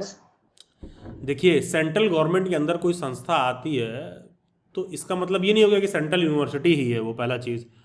दूसरा चीज़, बहुत सी ऐसी यूनिवर्सिटीज़ हैं जो हर साल ऐड होती हैं, हर साल छोड़ देती हैं सीयूटी से एडमिशन लेना, और बहुत सारी ऐड भी होती हैं, प्राइवेट है, सेमी प्राइवेट है। तो हमारा यहाँ पर जैसे मान लो ये जो पिंक कलर से लिखा हुआ है ना, Arunachal university of studies, KR Mangalam university, ये सब प्राइवेट है, इसीलिए वो ब्लू कलर से लिखा है मैंने। ठीक है। ओके। लेकिन हम यहाँ पर मेजरली सेंट्रल यूनिवर्सिटीज़ के रिगार्डिंग बात कर रहे हैं, डीयू के रिगार्डिंग, बीएचयू के रिगार्डिंग। ठीक है। Okay sir, thank you so much. हाँ हमारा फोकस पॉइंट ये है। अच्छा यहाँ मैंने 17 नाम लिखा है ना, अब यहाँ पर और है 17 नहीं, लगभग 25 या 30 यूनिवर्सिटीज़ ऐड हो गए, तो ऐड सब्ट्रैक्ट उसमें होता रहता है। ठीक है। हमको क्या देखना है, हमको अपनी ज़िंदगी को यहाँ से शुरू करना है। सभी लोग ध्यान दीजिए, हमको बात यहाँ से शुरू करना है कि मेरे को कौन सी यूनिवर्सिटी में एडमिशन लेना है। मेरे को जिस यूनिवर्सिटी में एडमिशन लेना है, सबसे पहले जाओ उस यूनिवर्सिटी का एलिजिबिलिटी क्राइटेरिया चेक करके आओ। ठीक है। वो यूनिवर्सिटी खुद ही बोलेगी कि मैं अपना पेपर खुद करवाता हूँ कि मैं अपना पेपर सीयूईटी से करवाता हूँ, वो यूनिवर्सिटी बताएगी। तुम सीयूईटी के वेबसाइट पर जाके सब मत चेक करो, तुम सीधा जाओ उस पर्टिकुलर यूनिवर्सिटी का। तुम्हारे दिमाग में होगा कि मैं बिहार में रहता हूँ तो भैया मेरे को central university of Jharkhand fill करना है, मेरे को बीएचयू फिल करना है, मेरे को डीयू फिल करना है। अब तुम तीनों यूनिवर्सिटीज़ का एलिजिबिलिटी क्राइटेरिया चेक करो। ऐसा नहीं है कि आप एक एग्जाम दे के इंडिया के सभी यूनिवर्सिटीज़ में जाने के लिए रेडी हो, नहीं। तुम ये देखो कि मेरे को कौन सी यूनिवर्सिटी का फॉर्म फिल करना है। अगर किसी को ये बात नहीं समझ में आ रही है तो आप पॉइंट वाइज लिख लीजिए कि सबसे पहले आपको क्या करना है। सबसे पहले पॉइंट नंबर 1 आप ये करिए कि यूनिवर्सिटीज़ का नाम फिगर लिस्ट कर लीजिए कि कौन कौन सी यूनिवर्सिटीज़ का मेरे को फॉर्म फिल करना है। उन यूनिवर्सिटीज़ का एलिजिबिलिटी क्राइटेरिया चेक करिए। ठीक है। जब आप उन यूनिवर्सिटीज़ का एलिजिबिलिटी क्राइटेरिया चेक करोगे तो आपको कन्फ्यूजन नहीं होगा। और जब आप इस तरह का आउट ऑफ द वे जाके काम करोगे कि इंग्लिश ऑनर्स में डिग्री ले रखा है, जाके पेपर दे रहे हैं सोशल साइंस का, क्योंकि एडमिशन के समय हमसे 4 क्वेश्चन संस्कृत का भी पूछेगा, तो भाई लगेगी। जी सर, इसलिए मैंने सोचा मैं पूछ लेता हूँ आपसे। हाँ, तो आपको दिक्कत होगी। और ऐसा नहीं है कि आप दे नहीं सकते हो पेपर, दे सकते हो सर्वेश, जी जी। लेकिन क्यों करना है ये काम? पीने के लिए तो मैं जहर भी पी सकता हूँ, तो क्या मैं पी लूँ? ठीक है, तो ये चीज़ थोड़ा सोचिए कि ऐसा नहीं है कि करने के लिए बहुत कुछ कर सकते हैं। ठीक है, हाँ। ये Saqifa, thank you so much sir. Thank you sir. हाँ, good evening sir. Good evening Aqifa. Yes. Sir DSSB में TGT साइंस के लिए मेरे अंडर ग्रेजुएट में साइंस और इंग्लिश था सब्जेक्ट, तो एलिजिबल है ना? आप मीटिंग में देर से आई हैं? सॉरी आप मीटिंग में देर से आई हैं? सर, देर से सर पहले ज्वाइन कर लिया था, फिर लीव हाँ। करना पड़ा, अब दोबारा ज्वाइन किया। देखिए, लीव करना पड़ा हो तो ठीक है, लेकिन हम लोग बाहर करना तो अच्छा लगेगा। आज सिर्फ ड्यू BEd के रिगार्डिंग बात हो रहा है। ठीक है, DSSB का सेशन 4th को है। ठीक है, ओके। हाँ, सिर्फ यहाँ जितने भी कैंडिडेट है सिर्फ ड्यू BEd के रिगार्डिंग बात हो रही है। हाँ, yes Nisha. Hello sir, good evening. जी निशा, गुड इवनिंग। हाँ सर, मैंने ड्यू से इकोनॉमिक्स में 200 मार्क्स का पढ़ रखा है, तो वहाँ पे मेरी एलिजिबिलिटी भी बन रही है, तो आगे जाके कोई प्रॉब्लम तो नहीं होगी? कॉमर्स है, इकोनॉमिक्स में लिया है। कॉमर्स वाला बच्चा इकोनॉमिक्स ही चूज करता है या तो कोई लैंग्वेज का सब्जेक्ट चूज करता है, क्योंकि कॉमर्स अगर as a subject teaching subject choose करेंगे तो उसमें पोस्ट ग्रेजुएट होना जरूरी होता है। निशा, आपको क्या लगता है कि पोस्ट ग्रेजुएट होना क्यों जरूरी होता है? सर पता नहीं। हाँ, देखिए, बाकी के लोग थोड़ा ध्यान दीजिए, कॉमन सेंस यूज करिए। कॉमर्स ना 8 लेवल तक कॉमर्स जैसा कोई सब्जेक्ट नहीं होता। ठीक है, मानती हैं कि नहीं निशा? Yes sir. कॉमर्स कोई हायर क्लासेस में पढ़ाया जाता है। ठीक है, वगैरह नहीं है। हाँ, कॉमर्स हायर क्लासेस में पढ़ाया जाता है, 11th 12th में, और ICSE बोर्ड से पढ़ेंगे तो 9th 10th में भी पढ़ाते हैं। ठीक है, तो इसीलिए दिल्ली यूनिवर्सिटी क्या कहता है कि अगर कॉमर्स को as a teaching pedagogy subject choose करोगे तो पोस्ट ग्रेजुएट होना जरूरी है। और क्यों कह रहा है दिल्ली यूनिवर्सिटी? ताकि जब तुम भविष्य में PGT बनने जाओ तो तुमको दिक्कत ना हो, क्योंकि पोस्ट ग्रेजुएट टीचर बनने के लिए 11th 12th का टीचर बनने के लिए 11th 12th का टीचर बनने के लिए आपका पोस्ट ग्रेजुएट होना जरूरी है। अब सिंस कॉमर्स तो पढ़ाया ही जाता है 11th 12th लेवल पर, तो यूनिवर्सिटी पहले ही कहती है कि अगर कॉमर्स का टीचिंग सब्जेक्ट चूज करोगे तो MCOM होना जरूरी है। नहीं तो कोई बच्चा BCom करके BEd कर ले तो अरे तो तुम TGT में तो ऐसे ही भी एलिजिबल नहीं हो, 1 to 8 तक तो ऐसे ही नहीं पढ़ाया जाता है कॉमर्स। 11 12 में तुम एलिजिबल इसलिए नहीं हो क्योंकि तुमने मास्टर्स नहीं किया है। तो इसीलिए दिल्ली यूनिवर्सिटी क्या कहता है कि मास्टर्स करके आओगे तभी कॉमर्स देंगे। Okay sir. ठीक है, रीजन उसका ये है। CUET का तो भर सकती है ना 04 अभी तो? हाँ, भरने को आप 03 भी भर सकती हैं, 04 भी भर सकती हैं, 5 6 7 भी भर सकती हैं। ठीक है, एक मेरा आप सभी लोगों को सजेशन है, देखो कैंडिडेट्स, आप अगर सिर्फ DU का फॉर्म फिल कर रहे हो ना, इसमें से मान लो तुम 05 का फॉर्म फिल कर रहे हो, 04 का फॉर्म फिल कर रहे हो, जिस भी सब्जेक्ट से आप एलिजिबल हो, सभी कैंडिडेट्स को ना COQP 03 का फॉर्म फिल करना चाहिए, सभी स्टूडेंट्स को, सभी। क्योंकि पता है जब CUET का फॉर्म निकलता है ना तो CUET केवल आपसे पेपर कोड पूछता है कि भैया पेपर कोड का एंट्री कराओ और उसका पेपर दो जाके, बात खत्म। ठीक है, तो 03 वाला पेपर हमेशा दे लेना चाहिए। पता है क्यों? दे लेने से क्या होगा, भविष्य में जब भी इन यूनिवर्सिटीज़ का फॉर्म निकलेगा तो कब क्या आपका दिमाग में चेंज हो, क्या आपको नया आइडिया है, तो हो सकता है कि 99% यूनिवर्सिटीज़ 03 वाले पेपर से एडमिशन लेती हैं। ठीक है, तो इसलिए कैंडिडेट्स को दे लेना चाहिए 03 वाला पेपर, सभी लोगों को।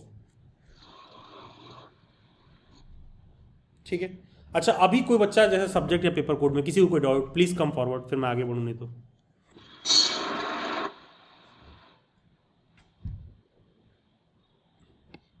एनी कैंडिडेट, किसी को कोई दिक्कत परेशानी doubt, just raise your hand. सभी लोगों को बात समझ में आ गई है? कोई ऐसा कैंडिडेट जिसको कोई दिक्कत, जस्ट रेज योर हैंड। ठीक है, ओके। तो देखो भाई, ये थी बात पेपर कोड वाली। ठीक है, दिल्ली यूनिवर्सिटी ने क्या कर दिया है कि सब्जेक्ट के हिसाब से डिवाइड कर दिया अपना कोड। अब ये एक्सेप्शनली सिर्फ दिल्ली यूनिवर्सिटी में ही देखने के लिए मिलता है। बाकी का एक चीज़ ध्यान रखिएगा,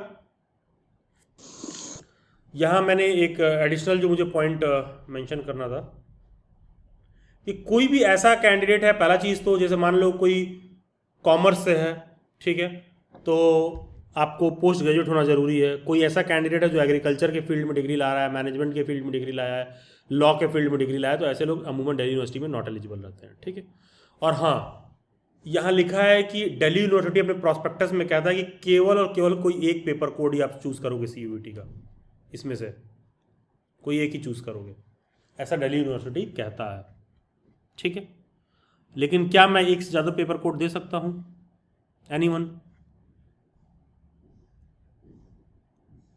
anyone who wants to use his or her logic, कि क्या मैं एक से ज़्यादा पेपर कोड दे सकता हूँ? Yes sir. अच्छा, क्यों लगता है आपको ऐसा? क्योंकि CUET से हम बाकी यूनिवर्सिटीज में भी एडमिशन ले सकते हैं, तो हम ले ज्यादा सकते दे हैं, सकते हैं। yes। जो DU से ठीक से ही लेगा। हाँ, आपको बाकी का भी कोड का पेपर दे सकती हैं, क्योंकि मान लो तुमने 05 का दिया, अब जैसे अब देखो, अब सर्वेश के क्वेश्चन का उसको ज़्यादा बेहतर सॉल्यूशन मिलेगा जब आप शांति से समझोगे बात को। तुम दिल्ली यूनिवर्सिटी के लिए 05 चूज करो, 04 वाला ही पेपर दे देना, ये कह के कि हमको BHU में एडमिशन लेना है। एक मैं उदाहरण दे रहा हूं। और कल को जब एडमिशन हो रहा होगा तो आप यूनिवर्सिटी में जब फॉर्म फिल कर रहे होगे तो फाइनल मूवमेंट पे डिसाइड कर लें। जब दिल्ली यूनिवर्सिटी का फॉर्म फिल करोगे, मैं ऐसे ही बता दे रहा हूँ, उसको CSAS का फॉर्म कहते हैं, ठीक है।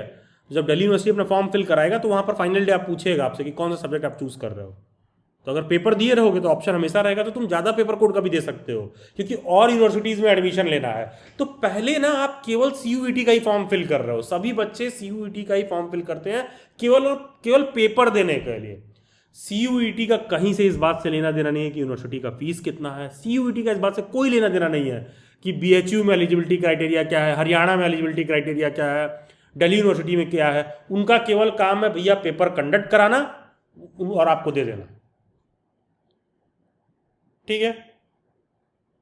और फाइनल जब बातें जो भी होंगी एलिजिबिलिटी वगैरह को लेकर, वो यूनिवर्सिटी बताएगी, ठीक है। बस ये यूनिवर्सिटीज़ क्या कर रही हैं, अपना एग्जाम नहीं करा रही हैं, बस सिंपल सा बात है कि ये यूनिवर्सिटीज़ अपना एग्जाम नहीं करा रही हैं, ठीक है। CUET एक फैसिलिटेटर है कि भाई एग्जाम नहीं कंडक्ट करवाएंगे वो। तो किसी भी कैंडिडेट को यहाँ तक कोई दिक्कत, क्योंकि सारा डाउट एलिजिबिलिटी को ही लेकर है, ठीक है। चलिए थोड़ा सा आगे बढ़ते हैं। बाकी का दिल्ली यूनिवर्सिटी में सीट वगैरह थोड़ा सा शॉर्ट में समझ लेते हैं। देखो, दिल्ली यूनिवर्सिटी में एक डिपार्टमेंट ऑफ एजुकेशन है, मात्र 125 सीटें हैं इसमें, और एक महर्षि वाल्मीकि कॉलेज ऑफ एजुकेशन है, इसमें 125 सीटें हैं, और SPM वाला केवल और केवल गर्ल्स को डेडिकेटेड है। होम साइंस का जो आपको देखने के लिए मिलता है, 125 सीटें हैं लेडी इरविन कॉलेज में, लेकिन 99% कैंडिडेट इसमें एलिजिबल नहीं रहते हैं। क्यों? क्योंकि केवल और केवल जो बच्चे होम साइंस में ग्रेजुएट हैं या पोस्ट ग्रेजुएट हैं वही उसका फॉर्म फिल कर सकते हैं। Point number 1। पॉइंट नंबर 2, वो जो ग्रेजुएट बंदा है वो लड़की होना चाहिए, बंदा नहीं बंदी होनी चाहिए बेसिकली। केवल और केवल होम साइंस वाले में केवल पहले फीमेल्स भर सकती हैं। दूसरा चीज़, उनके पास ग्रेजुएशन होना चाहिए होम साइंस में। और तीसरा चीज़, BA होम साइंस नहीं, ये बहुत महीन बात मैं बता रहा हूँ, BSc होम साइंस होना चाहिए। दिल्ली यूनिवर्सिटी में होम साइंस में एडमिशन लेने के लिए बच्चे का BSc होम साइंस होना चाहिए, जिससे 99% लोग उसमें एलिजिबल ही नहीं होते हैं। तो 438 सीट्स नहीं है भाई, इसमें से 125 माइनस कर दो ये, क्योंकि लेडी इरविन वाले में तो एलिजिबल ही है ना, नहीं है ना 90% लोग, और ये 63 सीट्स केवल और केवल गर्ल्स के लिए है। तो हार्डली दिल्ली यूनिवर्सिटी में 250 से 300 सीट बचता है, ठीक है। वो भी तब ये बढ़ा है जब 10% EWS कोटा है। Yes Vishakha, yes please. Sir जैसे मेरा एक क्वेश्चन था, जैसे कि हम SPM में देखें उसमें 15 सीट्स हैं, तो मतलब जैसे अगर कट ऑफ मान लो कि 240 भी गई है, तो जैसे सीट्स वहाँ पे जर्नल के लिए जितनी भी हो, हम सपोज 10 मान के चलते हैं, तो 240 हो सकता है कि 15 लोगों के भी आए हों, तो वो फिर किस बेसिस पर मतलब एडमिशन देते हैं जब वो 5 लोगों के एक्स्ट्रा सेम नंबर आए हैं? देखो, पहले तो ऐसा होता कम है, पहला चीज़, ठीक है। और दूसरा चीज़, तुमने SPM को प्रायोरिटी 1 पर भरा था, हो सकता है कोई MVCOE को प्रायोरिटी पर भरा हो, कोई CIE को भरा हो 240 नंबर पर ही, ठीक है। और तीसरा चीज़, जब कुछ नहीं बचता है तो एज से डिसाइड होता है, ओके ठीक है। वैसे ऐसा होता नहीं है, कभी ऐसा होता है तो एज से डिसाइड होता है, ठीक है। क्योंकि विशाखा जो एक फीमेल होगी ना, वो तो SPM में भी एलिजिबल है, महर्षि वाल्मीकि में भी एलिजिबल है, DOE में भी एलिजिबल है, जी सर, ठीक है। तो हर लड़की अपने अपने प्रायोरिटी के हिसाब से फिल करेगी, ठीक है, ये चीज़ें प्लस कैटेगरी वाली बात भी आ जाएगी, किसका कैटेगरी क्या है, और फिर आखिरी लास्ट चीज़ कुछ नहीं होगा तो एज, वैसे इसकी आवश्यकता पड़ती नहीं है एज वाली। ओके। ठीक है। और देखो अच्छा, किसी ने मेरे को मैसेज किया था, कुछ समझना चाहता था कॉलेज में सीट कितना। अरे भाई तुम सीट उठ छोड़ो, चाहे 1 सीट हो, चाहे 10 सीट हो, चाहे 5 सीट हो, पेपर तो आपको देना ही है। ठीक है, तो ये चीज़ आप समझिए कि सीट से ज़्यादा फोकस प्रिपरेशन वगैरह करिए। बाकी PYQ वगैरह डेली बाइट्स के ऐप से डाउनलोड कर सकते हैं, ये सारा कुछ बताया गया था आप लोगों को कि फ़ी वगैरह ये बढ़ गया है। फीस भाई 1000 रुपये बढ़ा दिया है इन लोगों ने, 5170 से लगभग शायद 6-6.5 हज़ार रुपये कर दिया है, तो देख लीजिएगा उसी हिसाब से। MVCA वाले भी फीस बढ़ा दिए, 9000 रुपये कर दिए हैं। ठीक है, 2023 ऑनवर्ड से पेपर ऑनलाइन होता है, CUET का पेपर होता है, CUET का एग्जाम आप दोगे। ठीक है, पेपर स्ट्रक्चर और सिलेबस पर थोड़ा सा बात कर लेता हूँ मैं। ठीक है क्लास, कोई भी ऐसा जिसको CUET से रिलेटेड अभी भी कोई बात डाउट रह गया तो जस्ट रेज योर हैंड। जिसको समझ में नहीं आया कि CUET है क्या, क्यों बनाया गया, क्या है, I will explain you again. Anyone? ठीक है, I will just repeat in short, किसी को नहीं समझ में आ रहा है तो। भाई CUET ना सिर्फ एग्ज़ाम कंडक्टिंग बॉडी है, सिर्फ और सिर्फ एग्ज़ाम कंडक्टिंग बॉडी है। उसका काम केवल पेपर कराना है। ठीक है, उसका तुमको किस यूनिवर्सिटी में एडमिशन लेना है इस बात को CUET से को घंटा फर्क नहीं पड़ता है कि तुमको कहाँ एडमिशन लेना है। CUET का पेपर इसीलिए बहुत पहले ही हो जाता है, मार्च अप्रैल के महीने में ही हो जाता है। लास्ट ईयर तो 11 मार्च को ही हो गया था। CUET क्या करेगा, अपना फॉर्म रिलीज कर देगा दिसंबर एंड में ही, मान लो। हाँ यस, दिसंबर एंड जनवरी में फॉर्म आ जाएगा, फॉर्म फिल करवाएगा, मार्च वार्च में पेपर करवाएगा, तुमको स्कोर कार्ड दे देगा। फिर जाके मई जून में दिल्ली यूनिवर्सिटी का फॉर्म निकलेगा। दिल्ली यूनिवर्सिटी बोलेगा अच्छा हमारे यहाँ B.Ed में एडमिशन लेना है, CUET के पेपर दिए थे क्या? तुम बताओगे हाँ भाई दिए थे। तो कहेगा अच्छा कौन से सब्जेक्ट से दिए थे? सर हम लैंग्वेज से एलिजिबल हैं। तो 05 वाला पेपर कोड दिए थे? तो बोलोगे हाँ। तो जितने बच्चे 05 वाला कोड का पेपर दिए रहेंगे सबका वो मार्क्स लिख लेंगे, जितने लोग उसके लिए आप मतलब जितने लोगों को चाहिए होगा एडमिशन उस हिसाब से वो मेरिट बना के फिल्टर कर लेंगे, जिसका मार्क्स ज़्यादा रहेगा उसको निकाल लेंगे। इसी तरह फिर मान लो तुम्हारा मार्च में CUET का पेपर हो गया, अचानक से होगा क्या कि जून के महीने में BHU वाले जागेंगे। BHU क्या करेगा, फॉर्म रिलीज करेगा अपना B.Ed का। तुम BHU का फॉर्म फिल करिए, BHU वाला कहेगा भाई हम B.Ed का पेपर ऊपर नहीं करवाते हैं, CUET का पेपर दिए थे? तुम बोलोगे हाँ, और अगर बोलोगे नहीं तो पहले ही बाहर। ठीक है, CUET के पेपर दिए थे तो BHU कहेगा मेरा एलिजिबिलिटी क्राइटेरिया पता है कि मैं कॉमर्स में 04 से एडमिशन लेता हूँ। तुम बोलोगे अरे हम तो दिल्ली यूनिवर्सिटी में 03 से एडमिशन लिए थे। तो वो बोलेगा एक सेकंड, BHU में कॉमर्स से एडमिशन लेना है तो 04। तो क्यों? क्योंकि BHU का एलिजिबिलिटी क्राइटेरिया अलग होगा, DU का अलग होगा। तो बेसिकली पेपर तुम CUET का दोगे, जब भी वो यूनिवर्सिटीज़ अपना फॉर्म रिलीज करेंगी आप उनको फिल करोगे, बस वो यूनिवर्सिटीज़ अपना पेपर नहीं करवाएंगी। ठीक है, तो पेपर नहीं करवाएंगी तो एलिजिबिलिटी क्राइटेरिया आपको पहले ही से पता होना चाहिए कि बेसिकली वो लोग एडमिशन दे कैसे रहे। ठीक है, yes Sebi Siddiqui ji please. Hello sir, good evening. Good evening sir, बताइए। हाँ सर, मैंने ना आपके दिल्ली बाइट से मैथ्स का कोर्स परचेज किया है, ठीक है। तो पर मेरे ना SOL से मैंने ग्रेजुएशन करी है, तो मुझे इसमें C ग्रेड मिला है, यानी कि एवरेज। तो मुझे समझ में नहीं आ रहा है कि मैं एलिजिबल हूँ या नहीं हूँ। एलिजिबल है, एलिजिबल है, एलिजिबल हूँ जी। C ग्रेड मिला है। और सर अगर मैं इकोनॉमिक्स पेडागोजी लेकर भी मतलब मैं एक और कोर्स परचेज करना चाहती हूँ SST का भी, पर मैंने इकोनॉमिक्स पढ़ रखा है और मैं उसमें एलिजिबल हूँ, उसका तो मुझे पता है। तो मतलब आने वाले टाइम में मैं SST की टीचर बन सकती हूँ फिर, मतलब BA करने के बाद? एक सेकंड, आपने BA कर रखा है? नहीं, मैंने BCom कर रखा है, BCom ऑनर्स। अच्छा, BCom ऑनर्स कर रखा है, अच्छा ठीक है। अच्छा, और आप ये कोर्स आप परचेज कहाँ कर रही हैं डेली वेट्स पे? नहीं, ये मैंने मैम के पास मैसेज किया था। अच्छा, तो उन्हें फर्स्ट इंस्टॉलमेंट मैंने पे कर दी थी। और मैंने सेकंड इंस्टॉलमेंट इसलिए नहीं पे करी क्योंकि मुझे समझ में नहीं आ रहा था कि मैं मैथ्स में एलिजिबल हूँ या नहीं हूँ। जी ठीक है, आपका जो इंस्टॉलमेंट वगैरह है वो सबका टाइम बाद में आएगा देने का। ठीक है, आपने फर्स्ट इंस्टॉलमेंट पे करके रजिस्टर कर लिया, क्लियर कर ले रही हैं, कोई दिक्कत नहीं है। As far as BCom concerned है तो BCom से तो आप केवल BCom के बेसिस पर नहीं भर सकती हैं, आपको लैंग्वेज वाला चूज करना चाहिए या तो इकोनॉमिक्स चूज करना चाहिए। सर मैंने लैंग्वेज नहीं करा है क्योंकि मेरे पास ऑनर्स है, तो मेरा मतलब जो मेन सब्जेक्ट है वो मैथ्स या अकाउंट्स से है। ठीक है, मैथ्स से। इकोनॉमिक्स पढ़ी होगी आपने? इंग्लिश मैंने 6 क्रेडिट का ही पढ़ा है, तो मैं उसे नहीं भर सकती हूँ, क्योंकि 6 क्रेडिट 100 मार्क्स का होता है डीयू के हिसाब से। मैंने इकोनॉमिक्स 12 क्रेडिट का पढ़ा है और उसमें मेरे मतलब 50% से ज्यादा मार्क्स हैं। एक तो अगर मैं सेकंड से भी इकोनॉमिक्स पढ़ रखा है आपने 12 क्रेडिट का दिल्ली यूनिवर्सिटी में? हाँ, क्योंकि दिल्ली यूनिवर्सिटी में 200 माने 12 क्रेडिट। हाँ ठीक है, हाँ, तो इकोनॉमिक्स अगर आपने पढ़ रखा है 200 नंबर का, तो आप इकोनॉमिक्स से एलिजिबल हैं, गो फॉर दैट। हाँ कॉमर्स के बच्चों को दिल्ली यूनिवर्सिटी खुद कहता है कि इकोनॉमिक्स चूज करिए। ठीक है, अगर मैं इकोनॉमिक्स लेकर मतलब एसएसटी वाली जो पेडागोजी है सोशल साइंस का, इसका पेपर दे दूं और एलिजिबल हो जाऊं, तो मतलब मुझे मतलब जब मैं अगर मैं एसएसटी की टीचर बनती हूँ, मैथ की नहीं बनी एक बार को, तो मतलब वहाँ पे कोई दिक्कत नहीं होगी इस चीज को लेकर? नहीं, इस चीज को लेकर कभी दिक्कत नहीं होगा। बीएड में आपका क्या सब्जेक्ट है एडमिशन के बाद, ये कभी पूछा नहीं जाता है। ठीक है ठीक है, ठीक है सर, ये मैंने पूछने के लिए, क्योंकि मुझे क्लियर करना था, मुझे हाँ, सोशल नहीं, साइंस आप भी जो परचेज कॉमर्स करना वाले है। जो बच्चे हैं ना, दिल्ली यूनिवर्सिटी में प्रोस्पेक्टस में खुद ही लिख के भेजता है कि या तो इकोनॉमिक्स से भरी है या तो लैंग्वेज से। क्योंकि सर मैंने ना कहीं कहीं पर मैथ्स में मेरा सी ग्रेड है दोनों में ही। कोई ठीक दिक्कत है, तो मैंने सी यूट्यूब ग्रेड पर पे देखा तो एलिजिबल है। कहीं बता रहे हैं कि 49.9 होता है उसका मतलब, कहीं बता रहे हैं कि 51 से 60 है। तो मुझे इससे समझ में नहीं सी आ रहा कि ग्रेड से मैं आप 50% एलिजिबल हैं, मार्क। सी ग्रेड से आप एलिजिबल हैं। ठीक है, थैंक यू सर। ठीक है, एंड हाँ, फिर से कोई क्रेडिट वाला क्वेश्चन नहीं पूछेगा भाई, ये दिल्ली यूनिवर्सिटी में इस क्रेडिट का मतलब होता है, मैं डीयू से पढ़ा हुआ हूँ, मेरे को उसका क्रेडिट पता है। ठीक है, लेकिन हर यूनिवर्सिटी का अलग अलग कई बार फॉलो होता है। हाँ, यस कोमल जोशी। हाँ, good evening sir. Good evening. Sir मेरी कोई क्वेरी नहीं है, बट मैं ये बोलना चाहती हूँ कि आप एमएड के ऊपर भी काफी वीडियोस बना सकते हैं, उससे भी हमारी बहुत हेल्प हो जाएगी।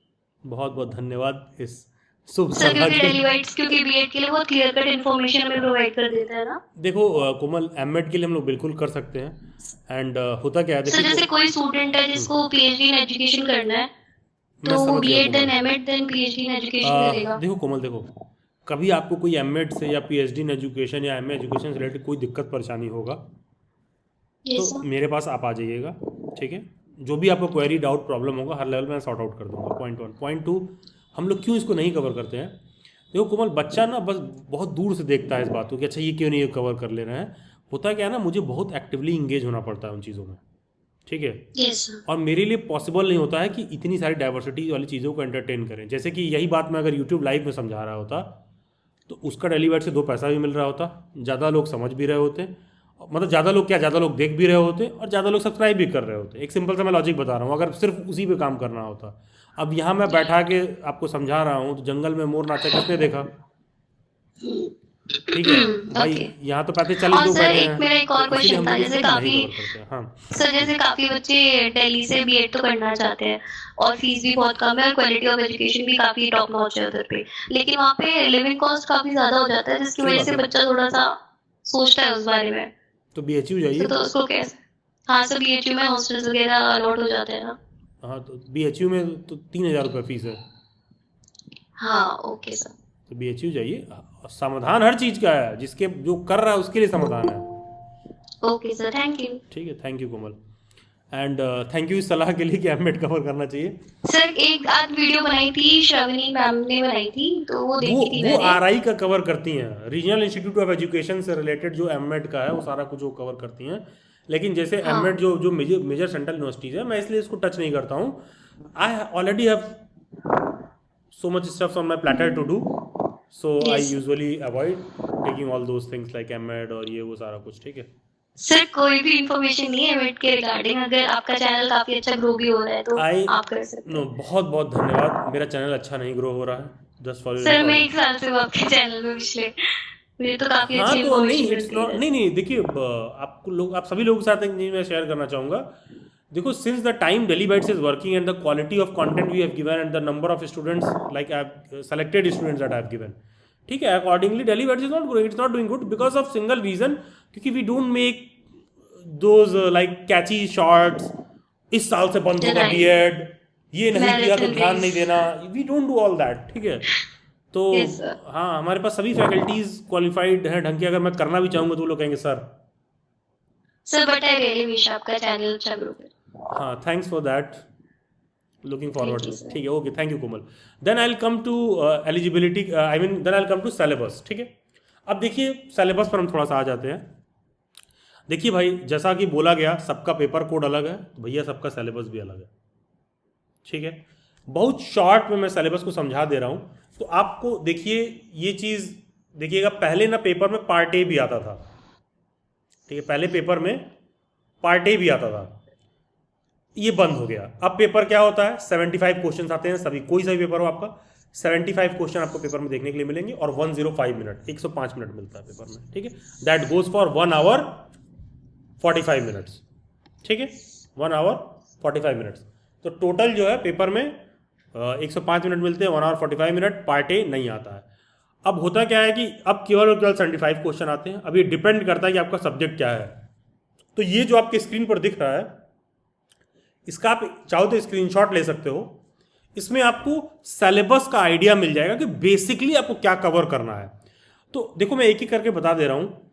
ये बहुत बड़ी दुर्घटना हुई है दिल्ली यूनिवर्सिटी के साथ कि ये लोग क्या करते हैं, ये पापी लोग, जो बच्चा कॉमर्स का है, जो बच्चा पंजाबी का है, जो उर्दू का है, जो होम साइंस का है, इस बच्चे ने कभी भी ज़िंदगी में ठीक से साइंस नहीं पढ़ा, सोशल साइंस नहीं पढ़ा, मैथ नहीं पढ़ा, तो उससे सब पूछते हैं। दिल्ली यूनिवर्सिटी में commerce, Punjabi, Urdu, home science वाला अगर आपका सब्जेक्ट है तो आपको 03 वाला पेपर कोड देना है। और 03 वाले पेपर में सब कुछ पूछते हैं, सोशल साइंस, साइंस, मैथ, ठीक है, सब कुछ पूछते हैं। यही रीज़न है कि 03 का फीस थोड़ा दिल्ली वेट्स पे ज़्यादा है। कोई बैच में ज्वाइन किया होगा तो आपने देखा होगा 03 का फीस ज़्यादा है। क्यों ज़्यादा है? क्योंकि उसमें सब्जेक्ट, नंबर ऑफ सब्जेक्ट ज़्यादा कवर करना है। और तो और अब देखो ना, पंजाबी वाला बच्चा है, उर्दू वाला बच्चा है, उससे तुम साइंस भी पूछ रहे हो, सोशल साइंस भी पूछ रहे हो। और जो बच्चा COQP 04 चूज़ कर रहा है, सोशल साइंस चूज़ कर रहा है, तो उससे तुम केवल सोशल साइंस पूछ रहे हो। तो एक तरह से पंजाबी, उर्दू, होम साइंस वालों के साथ थोड़ी तो नाइंसाफ़ी हो गई है, लेकिन ठीक है, अब यही सिस्टम फॉलो होता है तो भाई उसी से चलेंगे हम लोग। COQP 04 सोशल साइंस में history, geography, economics, political science, commerce, home science, education सब पूछता है। 05 का आप पेपर दोगे तो चाहे तुम इंग्लिश के हो, चाहे तुमने हिंदी में ऑनर्स कर रखा हो, चाहे संस्कृत में ऑनर्स कर रखा हो, पेपर में तीनों से क्वेश्चन आएगा, ठीक है। मैथमेटिक्स का भी सेम जाता है, मैथमेटिक्स से तो क्वेश्चन रहेगा ही, लेकिन स्टैटिस्टिक्स और कंप्यूटर साइंस से भी क्वेश्चन आपको देखने के लिए मिलेगा, स्टैटिस्टिक्स और कंप्यूटर साइंस से, ठीक है। उसी तरह कोई बच्चा साइंस का पेपर दे रहा है तो botany, zoology, chemistry, physics, home science, computer science, ये सारा चीज़ भी देखने के लिए मिलता है। ऑल्सो मैं एक चीज़ ऐड करना चाहूँगा, जैसे कोई बच्चा दिल्ली वेट्स से प्रिपरेशन क्लास ज्वाइन करता है तो ऑफन कई बार बच्चों को लगता है कि अच्छा फ़ी ज़्यादा है या ये है वो है। एक बार आप मेरे शूज़ में आकर देखिए, आपको बात समझ में आएगा कि ऐसा उसका कारण क्या है। अगर हमारे एक बैच में 50 बच्चे होते हैं तो अब जो हमारे आगे नया चैलेंज हो गया है, पता चलता है 50 बच्चे में ना 2 ही बच्चा साइंस का है, 2 बच्चा मैथ का है, क्योंकि सोशल साइंस में ज़्यादा बच्चे रहते हैं या लैंग्वेज में ज़्यादा रहते हैं या 03 वाले में ज़्यादा रहते हैं। पता चलेगा मैथ में 2 ही बच्चे हैं, साइंस में 2 ही बच्चे हैं। ऐसा नहीं कि एनरोल लोग कम कर रहे हैं, ठीक है, एनरोल नहीं कम कर रहे हैं। वो CUET ने जब पेपर कोड डिवाइड कर दिया तो बच्चे को लगता है कि अच्छा इससे उसको प्रॉब्लम हो रहा है, इससे हम लोग को प्रॉब्लम होता है। क्यों प्रॉब्लम हो जाती है? सेम टीचर को हमको रीजनल इंस्टीट्यूट ऑफ एजुकेशन के लिए अलग से मैनेजमेंट करना पड़ता है, जामिया के लिए अलग से करना पड़ता है, IP यूनिवर्सिटी के लिए अलग से करना पड़ता है हमें, क्योंकि सबका पेपर स्ट्रक्चर अलग है। हम तो चाहेंगे कि सारे बच्चे एक ही जगह आ जाएं, ठीक है, सबका पेपर स्ट्रक्चर अलग अलग है। तो ये चीज़ आपको देखने के लिए मिलेगा कि भैया आपका कौन सा सब्जेक्ट है, एंड अकॉर्डिंगली वो चीज़ डिसाइड होता है। तो देख लो भाई आपका ये सब्जेक्ट है। कोई ऐसा बच्चा जिसको सिलेबस पर कोई ऊपर से कोई डाउट, मतलब बहुत कोर में मत घुसिएगा सिलेबस में अभी, क्योंकि सिलेबस के रिगार्डिंग बहुत ज़्यादा चर्चा नहीं कर रहे हैं अभी, ठीक है। तो पेपर में 75 क्वेश्चन आएंगे। और किसी को भी डाउट हो चैनल के प्लेलिस्ट में जाइए, दिल्ली वेट्स CUET DUP 2025 वाले प्लेलिस्ट में सबका सिलेबस मैंने अलग से एक्सप्लेन कर दिया है। और ध्यान देना, कोई भी ऐसा बच्चा है जिसको भविष्य में 03 का पेपर देना है, तुम भाई प्लीज ये मत सोचना कि यार इस वाले पर तो कॉमर्स, पंजाबी, उर्दू और होम साइंस लिखा है तो ये तो केवल दिल्ली यूनिवर्सिटी के लिए है। अरे ये दिल्ली यूनिवर्सिटी के लिए नहीं है भाई, दिल्ली यूनिवर्सिटी के लिए भी है। 99% यूनिवर्सिटी में ये जो 03 वाला पेपर कोड है उसका सिलेबस यही है जो हम लोग दिल्ली यूनिवर्सिटी के प्रिपरेशन क्लास में कराते हैं। तो टेक्निकली कोई बच्चा दिल्ली बाइट्स पर 03 वाला पेपर कोड चूज कर रहा है, दैट सिंपली मीन्स कि तुम COQP 03 वाले का प्रिपरेशन भी कर रहे हो, ठीक है। अब हम लोग क्यों करते हैं? बिकॉज भाई Delhi bytes is known for Delhi university, ये हमारा सबसे oldest and most trusted course रहा है दिल्ली बाइट्स पर, ठीक है भाई। हम इसलिए कवर करते हैं, तो उसमें चाहे 2 बच्चा भी हो तो हम लोग उसको कवर करते हैं। तो आपको यही बात समझना है कि तुमको अमेजॉन पर जाके ये सर्च नहीं करना है कि book for DU B.Ed, book for JMI B.Ed, book for IP B.Ed, सब पर एक बुक आ जाएगी और तुम फिर गूगल पे सर्च करोगे best book for IP B.Ed, best book for BHU B.Ed। वहाँ कोई भाई साहब रहेंगे, शॉर्ट्स बना देंगे, दोस्तों ये वाली बुक आती है BHU B.Ed की, ले लेना, सब इसमें से पढ़ लेना, वीडियो को सब्सक्राइब कर लेना, शॉर्ट देख के तुम जाके अमेजोन पर खरीद लोगे, तुम्हारा कट जाएगा, क्योंकि उस पर्टिकुलर बुक से आपका सिलेक्शन नहीं होगा। ठीक है, प्लीज़ इस चीज़ को समझिए कि बेसिकली वो क्या फॉलो हो रहा है, उस बुक से सिलेक्शन नहीं होगा, आपको सिलेबस के हिसाब से चीज़ों को समझना है। तो ये जो यहाँ पर हम लोग सिलेबस कवर करते हैं ना भाई, वो सेम सिलेबस है 03 वाला। ठीक है, बस तुम क्या चाह रहे हो यहाँ पर इमेज पर कि कवर पिक्चर लगा रहे कि नहीं, ये CUET COQP 03 के रिगार्डिंग है। जैसे कि जो मैंने बोला कि अमेजोन पर जो आप बुक देख के कन्फ्यूज होते हो, क्या है वो DU के नाम पर बस कवर इमेज लगा हुआ है, जामिया के नाम पर कवर इमेज लगा हुआ है, मोर और लेस कंटेंट में बहुत डिफरेंस नहीं है, तो उसको अकॉर्डिंगली आप वैसे ही समझिएगा। जी Vishakha, welcome to Abhishek. Sir मुझे ना कॉम्बिनेशन के बारे में पूछना था सब्जेक्ट के। तो जैसे मुझे हिंदी में करना है, मतलब मेन जो है वो मेरा वो हिंदी है, और जो मेरा जो बी है, मतलब मैंने BA प्रोग्राम करा है सोल से DU से, तो उसमें Hindi, English, political science, history and education था। तो मतलब ये कॉम्बिनेशन में आगे जाके कोई दिक्कत तो नहीं होगी, क्योंकि अभी आपने मतलब 1 घंटे पहले आई थिंक बोला था कि उनके कॉम्बिनेशन ही गलत थे, तो वो एलिजिबल ही नहीं है। यार हमको याद नहीं है तुम क्या बोली, सब्जेक्ट कॉम्बिनेशन तो मैं देखता ही नहीं हूँ, खुद से चेक करिए। ओके ठीक है, सब्जेक्ट कॉम्बिनेशन अपना रिजल्ट उठा के खुद चेक करिए। ठीक है, मुझे आपने क्या सब्जेक्ट बोला मुझे याद भी नहीं है, सच बताऊँ तो। ओके ठीक है, सब्जेक्ट कॉम्बिनेशन खुद चेक करिए। हाँ यस अभिषेक। हाँ जी सर, मेरे को ये पूछना है, जब क्लास स्टार्ट होगी तो रिसोर्स मटेरियल तभी मिलेगा? यस अच्छा, इससे पहले देते हैं, क्लास शुरू होगा तभी। क्या करें सर आप? क्लास जब शुरू होगा तभी मिलेगा। अच्छा ठीक है, ठीक है, क्योंकि देखिए उसके पीछे भी जैसे कारण क्या होता है, जैसे आप लोगों अब सिंस आप लोग यहाँ पर हैं तो देखिए, जैसे बहुत सारे ऐसे बच्चे होते हैं ना, डेलीबेट्स के ऐप में जाते हैं, वो कई बार ना, अब होता क्या है कि आज स्टूडेंट को क्या लगता है, बच्चे को क्या लगता है कि वो पैसा दे दिया है तो जो भी कह रहा है सही है, वो जाएगा ऐप में जाके कुछ गलती से परचेज कर लेगा, कुछ गलत सब्जेक्ट परचेज कर लेगा। जैसे मान लो सर्वेज ने बोला, अब वो सर्वेज जाए ऐप में 05 वाला नोट्स परचेज कर ले, अब बाद में कहे नहीं हमको 04 वाला लेना है, तो वो बच्चा क्या सोचता है कि वो पैसा वहाँ पे किया है और यहाँ अभिलाष सर के खाते में आ गया, उस पैसे में भाई 18% टैक्स, 7% वो, तो जैसे ही आप पे करते हो ना 25% तो पहले ही कट जाता है, प्लस जब दूसरे कोर्स में तुमको ऐड करेंगे ना तो 25% अगेन मुझे पे करना पड़ेगा, अगर तुम नहीं पे करोगे तो मैं पे करूंगा उस 25% को, जैसे ही आपको ऐड करेंगे तो। ठीक है, तो होता क्या है, बच्चा तो इतना डायनामिक समझता नहीं, उसको लगता है मेरा पैसा चला गया है और ये चेंज नहीं कर रहा है, तो ये इसी कारण से नहीं किया जाता है। बेसिकली बात यही है, बस इतनी सी बात है कि इसी कारण से नहीं किया जाता है, क्योंकि आपको लग रहा है कि अच्छा ये बैकेंड से ऐड क्यों नहीं कर दे रहे हैं। अरे भाई ऐसा नहीं है कि सर्वर पर मैं कहीं भी गया कुछ भी चेंज कर दिया, ऐड कर दिया। ठीक है, जब मैं ऐड करूँगा तो I will also have to bear a cost, तो इसीलिए कई बार बच्चे कुछ गलत पे कर देते हैं ना, तो हम लोग भी मतलब फिर बच्चा अपनी गलती नहीं मानता, वो कहता है कि हाँ गलती से तो हो गया लेकिन प्लीज़ वापस कर दीजिए। अब उसको हम बोलेंगे 25% कट जाएगा तो उसको लगेगा यार मैंने तो सर्विस अवेल भी नहीं किया, 25% कट गया। तो बेसिकली होता क्या है कि 18% टैक्स कट जाता है, अगर आपको आइडिया हो तो। सर्विसेज 18% GST में आते हो, सारा कुछ कट जाता है, 7% सर्वर चार्ज में कट जाता है, तो इसलिए हम लोग को दिक्कत होती है। खैर, और सर दूसरी बात ये पूछनी थी, मेरी ना ग्रेजुएशन में ना डेट ऑफ बर्थ गलत होगी, इससे कोई दिक्कत तो नहीं होगी ना आगे? 10th की तो सही है एकदम। ठीक है, देखिए ग्रेजुएशन में अप्लाई कर दीजिए चेंज करने के लिए, एडमिशन में दिक्कत नहीं होगा, लेकिन ग्रेजुएशन वाला इन मीन टाइम आप चेंज के लिए एप्लीकेशन दे दीजिए। ठीक है,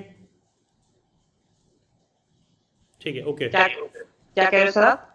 कह रहा हूँ कि कोई दिक्कत नहीं होगा। अच्छा ओ। एनीवन एल्स, किसी और को कोई डाउट और क्वेरी, किसी भी कैंडिडेट को कोई और डाउट और क्वेरी, DU B.Ed से रिलेटेड कोई भी और डाउट और क्वेरी? ठीक है, बाकी का दैट विल बी ऑल। कल जो हमारा सेशन होगा BHU B.Ed पर होगा। देखिए क्लास सभी बच्चों को ना ध्यान से सुनिए और थोड़ा आप लोग भी रिसर्च करके लाइए, और प्लीज़ इस तरह से उल जरूल वाला रिसर्च मत करिए कि पढ़ के आ रहे हो इंग्लिश ऑनर्स और कर ले सोशल साइंस और सर नाराज मत होइएगा। अरे मेरी नाराजगी बहुत जरूरी है वहां पर, ताकि तुम ऐसा उड़ता तीर मत पकड़ो, नहीं तो तुमको लगेगा चलो ठीक है चूज ही कर लेते हैं ना, क्या जा रहा है। जैसे सिंपी ने कहा कि सर साइकोलॉजी सोशियोलॉजी, अरे भाई उसको ये बोलना पड़ेगा मेरे को पॉलिटिकल साइंस से हो ना, फोकस ऑन पॉलिटिकल साइंस, तो तुमको डाउट नहीं होगा। अगर तुम दूसरे का झांकना शुरू किए तो भाई डाउट भर भर के आपको आएंगे। तो आज मैंने सिर्फ DU पर बात किया, अगर मैं साथ में BHU को भी घुसा देता,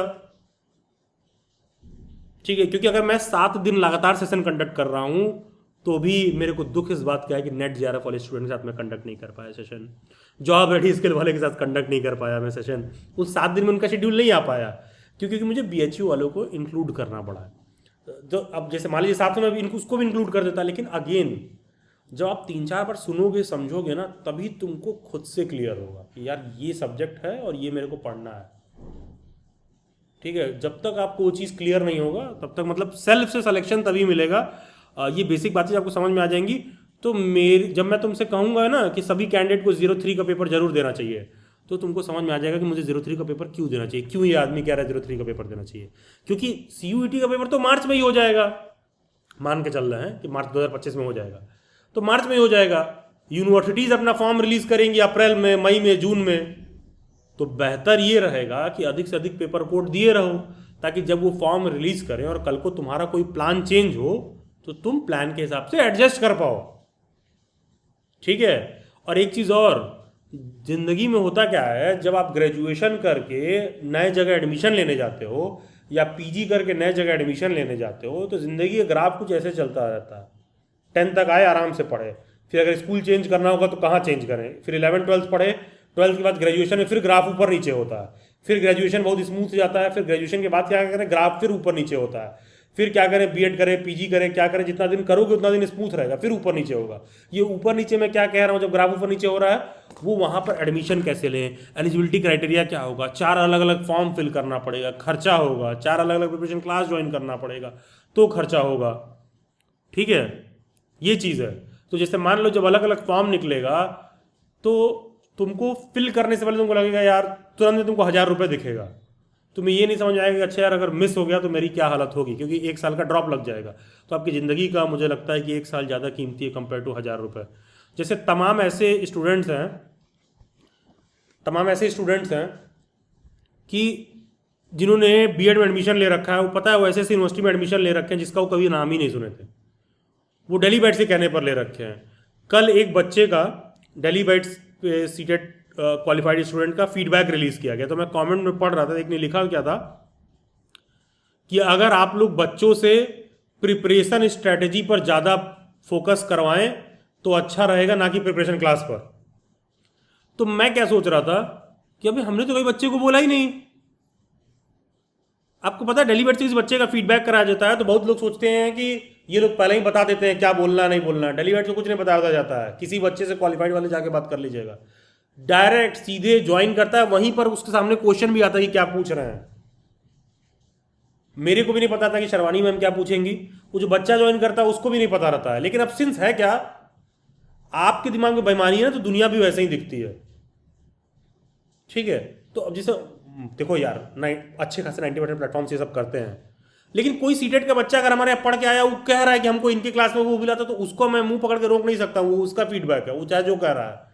अब वो कह रहा है कि हमको मैम आपको नोट्स रेफर करती थे, क्लास से हटिए कुछ प्रिपेयर करते थे, वो कह रही थी कि नहीं हम सीटेट की क्लास में प्रिपेयर कर रहे थे, मेरा क्लास का ही काम कंटेंट सफिशिएंट था मेरा सीटेट क्वालिफाई करने के लिए, हमको अलग से नहीं पढ़ना पड़ा। तो अब यार उसका वो एक्सपीरियंस है, अगर तुमको वाकई में ये समझना है कहाँ से पढ़े तो फिर तुमको किसी और बच्चे का एक्सपीरियंस देखना पड़ेगा। ठीक है, उसका वैसे हुआ, तुमको ऐसा क्यों लग रहा है कि तुम्हारा भी वैसा ही होगा या किसी और का कैसे होगा, तुम्हारा रूट कुछ और हो सकता है। ठीक है, तो मैं सोचा कि अच्छा उसको ये लग रहा होगा, उस बच्चे को ये लग रहा होगा कि ये लोग इसलिए ऐसा करवा रहे हैं क्योंकि जो है बच्चे को इन्होंने बोला होगा। ठीक है, आपको लिटरली मैं दिखाऊं, ऐसा होता है, बहुत से ऐसे लोग होते हैं। तो पता है, देखो यार, it is up to you कि तुम कैसे देखना चाह रहे हो। जैसे आप यहाँ ओपन सेशन में बैठे हो तो डेली बैट से जितने भी क्वालिफाइड मीट या कोई भी सेशन वेशन होता है ना, सारा वो एकदम ओपन रॉ रहता है। यही कैंडिडेट थी, ये ताकि मैं जो आई थिंक किसी ने रिमूव कर लिया, जो कुछ भी हो। कैंडिडेट ने ये बोल रहा है कि जो है आप प्रिपरेशन क्लास पे क्यों बात कर रहे हो। नहीं भाई, वो बात कर रही है, हम लोग नहीं बात कर रहे हैं। बच्चे ने ज्वाइन किया होगा, हम तो उसी को ढूंढ, हमारे लिए तो हम लोग सेशन भी उसी के साथ कंडक्ट करते हैं जो हमारे प्लेटफॉर्म से पढ़ के क्वालिफाई किया हो। ठीक है, आप लिटरली इसी साल एक बच्चा DU में एडमिशन लिया था, आपको मैं बताऊं, उसने DU में एडमिशन लिया। अब देखो इत्तेफाक से क्या गलती उसने की थी, DU में एडमिशन लिया और उसको जानते हो पेडागोजी किया था, सोशल साइंस। वो मेरे को इंस्टा पे क्या मैसेज करता है कि मेरा DU में इस बार एडमिशन हुआ है और अगर आप चाहें तो आपका हम पेड प्रमोशन कर देंगे, आपका प्रमोशन कर देंगे। हमने कहा व्हाट काइंड ऑफ प्रमोशन, तो कह रहा है paid promotion, this is my number, this my paid promotion we can negotiate. हमने कहा kindly send the screenshot of your selection, CUET score card and send me your mobile number. तीनों जब data उसने भेजा, मैंने सीधे कहा कि तुमको 2 साल तुम्हारा बीएड में मैं तुम्हारा नाक से चना चबवा दूंगा। यही सेम स्क्रीनशॉट उसको पता नहीं था कि जिस मेंटोर के नीचे वो पढ़ने जा रहा है वो दिल्ली यूनिवर्सिटी में मेरे मेंटोर रहे हैं। ठीक है, अभी उसको आइडिया भी नहीं है जहाँ वो जा रहा है पढ़ने। और मैं ये बात सिर्फ मैं फैकल्टी का भेज देता क्योंकि काम मैं करता नहीं हूँ। और हमने कहा बीएड का एग्जाम ही तो क्वालिफाई किया, कौन सा बहुत बड़ा तीर चला दिया हो, ठीक है, झाड़ पे चढ़े जा रहे हैं। तो ऐसे से ही बच्चे आते हैं जो आपको गाइड कर देंगे, ये कर लो वो कर लो। पर बच्चे ने उसके बाद रिप्लाई नहीं किया। हमने कहा कि तुम्हारे जो मेंटोर है जिस कॉलेज में जा रहे हो, तुम्हारा 2 साल में बीएड में तुम्हारे मार्क्स में वो रिफ्लेक्ट हो जाएगा कि अगर मैं किसी बच्चे का स्क्रीनशॉट उस XYZ फैकल्टी को भेज दूँ, क्योंकि मैं उनका एक बहुत अच्छा स्टूडेंट रहा हूँ, मेरे को बहुत अच्छे से जानते मानते भी हैं, वो बात नहीं है। बात ये कि कितना गलत है, कितना गलत है। नॉर्मल से बीएड में आपको पेड फीडबैक लेना पड़ रहा है कि किसी संस्था को ऐसा पेड फीडबैक भी लेना पड़े तो उनको बंद कर लेना चाहिए। ठीक है, क्योंकि यार बीएड में तो आप ढंग से पढ़ा रहे हो, जरूर 4 बच्चों का सिलेक्शन हो जाएगा, हमारे हर बैच से होता है, कौन सा बड़ा चीज़ है। मतलब आई रियली डोंट अंडरस्टैंड कि if somebody is doing that. And also एक चीज़ मैं और ऐड कर दूं, अगर आप किसी और यूनिवर्सिटी का भी फॉर्म फिल करते हो तो बहुत सारे लोग ऐसा आते हैं कि सर मेरा 1000 रैंक है, 1500 रैंक है। अगर तुम्हारा खराब रैंक है ना, तो गो टू अ पर्सन और टीचर जो बोल दे कि खराब रैंक है ये। डोंट गो टू समवन जो बोल दे ठीक है कोई बात नहीं, अच्छा किया, कोशिश किया, आज नहीं तो कल हो जाएगा। भैया ज़िंदगी में कोशिश करने वालों को रिवॉर्ड नहीं मिलता है। ठीक है, if you have to do something you have to come in the list. कभी भी ये नहीं होगा कि वाह बेटे बहुत अच्छा किया, बहुत अच्छा कोशिश किया, कोई दिक्कत नहीं, चलो तुमने कोशिश तो किया ना। अरे नहीं, दिक्कत है। कोशिश करने वाले को कुछ समय बाद लोग भूल जाते हैं और उस बात पे कोशिश करने पर कोई रिवॉर्ड नहीं मिलता। ठीक है, तो आपको ये देखना होगा कि हमको कैसे मैनेज करके हम उस चीज़ को लिस्ट में आए। और एट द सेम टाइम कोई 1500 रैंक पाया है, 2000 पाया है, तो उसी 1500 रैंक का आईपी यूनिवर्सिटी में अलग मतलब होता है, DU में अलग मतलब होता है। जैसे लास्ट ईयर मेरी एक स्टूडेंट ने शेयर किया था कि सर देखिए, पता है हम लोग कोई प्रमोशन पोस्टर नहीं शेयर करते थे बच्चों का, जो बच्चे क्वालिफाई कर लेते थे। तो मैं अपने एक स्टूडेंट के कहने के बाद ही ये शेयर करता हूँ। जैसे किसी ने बताया ना एमएड वाली बात, या फिर शर्वानी मैम कवर करती हैं, तो ठीक है, मैं देखूंगा दिल्ली यूनिवर्सिटी या जामिया का मैं कवर कर दूंगा एमएड को लेकर। तो मैंने क्या देखा कि उस बच्चे ने मेरे को ये बताया कि सर देखिए किसी XYZ प्लेटफॉर्म पर कोई आईपी यूनिवर्सिटी में 2300 रैंक स्कोर किया है, तो उसका ये लोग प्रमोशन कार्ड डालें कि कॉन्ग्रेचुलेशंस, हमारे यहाँ तुम 100-200 रैंक के अंदर नहीं रहोगे, अच्छा कॉलेज नहीं मिला रहेगा, तो तुम बता भी रहे होगे तो पोस्टर नहीं रिलीज किया जाएगा तुम्हारा। भाई तुम मिसगाइड कर रहे हो लोगों को एक तरह से। या तो अच्छे कॉलेज में सेलेक्ट हो, क्यों? क्योंकि 2300 रैंक आईपी यूनिवर्सिटी में बहुत बेकार है। लेकिन जो बच्चा सेलेक्ट हुआ है उसको भी नहीं पता है क्या मिला है, उसको भी झाड़ पे चढ़ा दिए, और नए वालों को दिख रहा अच्छा इनके यहाँ से सिलेक्शन हुआ। नहीं यार, it is very poor rank. ठीक है, वहाँ तो इस हिसाब से प्रिपेयर करना कि टॉप 100 टॉप 200 में आए। ठीक है, तो ये चीज़ होता है कि, और ये आपको कब समझ में आने लगेगा, जितना ज़्यादा तुम पेपर के रिगार्डिंग समझते जाओगे, जो ये सेशन में एक्सप्लेन कर रहा हूँ, और जितना आपको क्लैरिटी मिल गया ना, तुम्हें खुद ही क्लियर हो जाएगा क्या करना है। क्योंकि ज़िंदगी में, करियर में कभी भी सक्सेस पाने के लिए आपको इधर उधर प्रश्नों का उत्तर नहीं ढूंढना है, सही प्रश्न ढूंढना है अपने लिए। सही प्रश्न क्या है कि मैं इंग्लिश से हूं तो मेरे को क्या करना है, मैं पॉलिटिकल साइंस से हूं तो मेरे को क्या करना है। अपने लिए जिंदगी में सही प्रश्न ढूंढिए, ना कि इधर उधर के फर्जी प्रश्न। तुमको लगेगा कि तुम्हारे हिसाब से तुम्हारा क्वेश्चन तो बहुत इंपॉर्टेंट है, नहीं यार, ये कोई ज़रूरी नहीं। ज़िंदगी में सही उत्तर ढूंढने से ज़्यादा सही प्रश्न ढूंढिए। सही प्रश्न आप ढूंढेंगे, आपको सही उत्तर खुद ही मिल जाएगा, और जैसे ही आपको सही प्रश्न मिलेगा आप करियर में ऑटोमेटिक सक्सेसफुल हो जाओगे। चाहे तुम एवरेज हो, चाहे तुम टॉपर ऊपर नहीं हो, चाहे तुम बिलो एवरेज हो, बहुत ईजिली आप मतलब मेक थ्रू कर पाओगे। क्योंकि जब मैं पता है सबसे पहले मेरा नेट JRF में सिलेक्शन हुआ था, फिर मेरा गवर्नमेंट जॉब में सिलेक्शन हुआ था।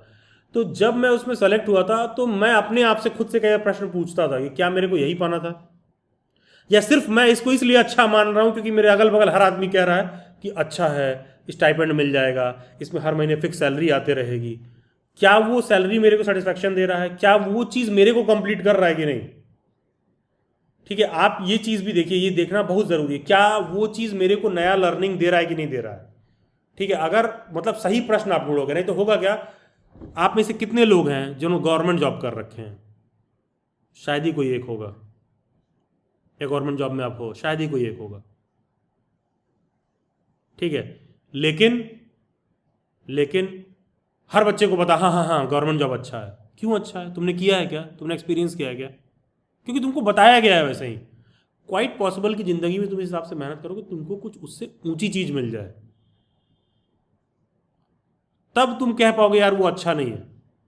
जैसे बहुत सारे लोग गवर्नमेंट जॉब प्राइवेट जॉब पर भी डिबेट करते हैं, तो मैं कहता हूँ वो डिबेट भी हो सकता है, लेकिन तब जब वाकई में आपने उससे बेहतर, उससे ऊंची चीज़ कोई प्राप्त कर लिया हो, तब आप वो बात बोलिए।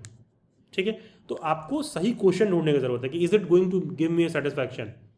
जैसे बहुत सारी ऐसी भी फीमेल्स होती हैं, फीमेल्स पे बहुत ज़्यादा लागू हो रहा है, बहुत सारे ऐसी फीमेल्स भी एडमिशन लेती हैं, वो सिर्फ पढ़ाई इसलिए कर रही होती हैं, किसी कॉलेज में सिर्फ इसलिए एडमिशन ले रही होती हैं क्योंकि कॉलेज जाने के नाम पर उनको घर से बाहर जाने के लिए मिलता है,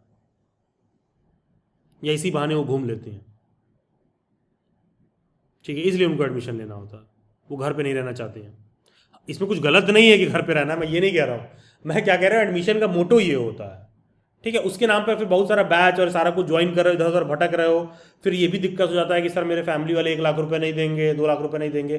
तो अगर नहीं देंगे ना, तो भाई तुमको ये क्लैरिटी अभी से डेवलप कर लेना होगा कि फिर मेरे को ऐसी जगह जाना होगा जहां मेरा एडमिशन 3,000 रुपये में ही हो जाए, 5,000 रुपये में ही हो जाए। और वो एडमिशन पाने के लिए जब आप अपना पूरा जब ढंग से उसको लेकर प्रिपेयर करोगे, जब आपको एडमिशन मिल जाएगा, तब तुम नोटिस करना कि जब तुम्हारा सिलेक्शन हो रहा होगा ना, तो तुम्हारे अगल बगल भी लोगों का ओपिनियन चेंज हो रहा होगा। जो पेरेंट्स तुमको कह रहे होंगे हम ये नहीं करने देंगे, तुम महसूस करोगे कि वो भी थोड़ा फ्लेक्सिबल हो जाते हैं। मेरी लास्ट ईयर एक स्टूडेंट थी, जामिया में इस बार उसका एडमिशन हुआ है, उसने अपना जो भी कुछ शेयर किया, एंड उसने सो कॉल्ड बताया कि सर मैं माइनॉरिटी कम्युनिटी से हूँ और मेरे फैमिली हमको बाहर नहीं जाने देती है और ये सारा कुछ फलाना देगा ना, और मेरे घर से दूर पड़ता है कॉलेज, तो हमको मेरे घर वाले पीजी में नहीं रहने देंगे। हमने कहा तुमको बुला कौन रहा है, पहले तो ये बताओ, तुम्हारे जामिया में सिलेक्शन हुआ है क्या? जब सिलेक्शन होगा तुम्हारे घर वाले ओपिनियन चेंज करेंगे। और वो लास्ट ईयर दी थी, नहीं हुआ था, इस बार दी, उसका सिलेक्शन हो गया। उसके घर से दूर पड़ता है कॉलेज, उसके घर वाले खुद ही जो है, अच्छा ठीक है किसी दूसरे फीमेल के साथ देखो और वहीं जामिया के पास में कोई फ्लैट या रूम ले लो, जिसके पेरेंट्स मना कर रहे थे, लेकिन हाँ उसका एडमिशन हुआ। क्योंकि जब एडमिशन हुआ तो घर में 2-4 रिश्तेदार जरूर होंगे जो कहेंगे अरे अब तो हो गया, आप करवा लीजिए, 2 साल की बात है, इतना भी क्या ही आप वो कर रहे हैं। लेकिन वो तब होगा जब तुम रिजल्ट दोगे। तुम रिजल्ट नहीं दोगे, मेरा ये प्लान था, हमको वहां जाना था, हम फलाना यूनिवर्सिटी का फॉर्म भरे थे, मेरे घर वाले साथ नहीं दे रहे, क्यों दे साथ? साथ की जरूरत कमजोर को ही होती है, लेकिन कमजोर का कोई साथ नहीं देता है। बैंक भी लोन उसी को देती है जिसकी औकात होती है, ठीक है, नहीं तो टेक्निकली सबसे ज्यादा लोन गरीब लोगों को देना चाहिए। अडानी अंबानी के पास तो बहुत पैसा, उनको लोन क्यों दिया जा रहा है? तो वो लॉजिक आपके लाइफ में भी लागू होता है। जितना जल्दी उस प्रैक्टिकल वे में आप बात को एक्सेप्ट कर लीजिए। तो चलिए खैर ठीक है, that will be all for today's session. जिनको भी कोई डाउट होगा अभी भी वो रुक सकते हैं। Rest all of you can take your leave. कल फिर मोस्ट प्रोबेबली 5 PM पर मिलेंगे और हम कल BHU B.Ed पर चर्चा करेंगे। So thank you and God bless you all. All of you can take your leave. जिनको भी डाउट और क्वेरी रुक जाइए। Rest all of you can take your leave. Thank you everyone.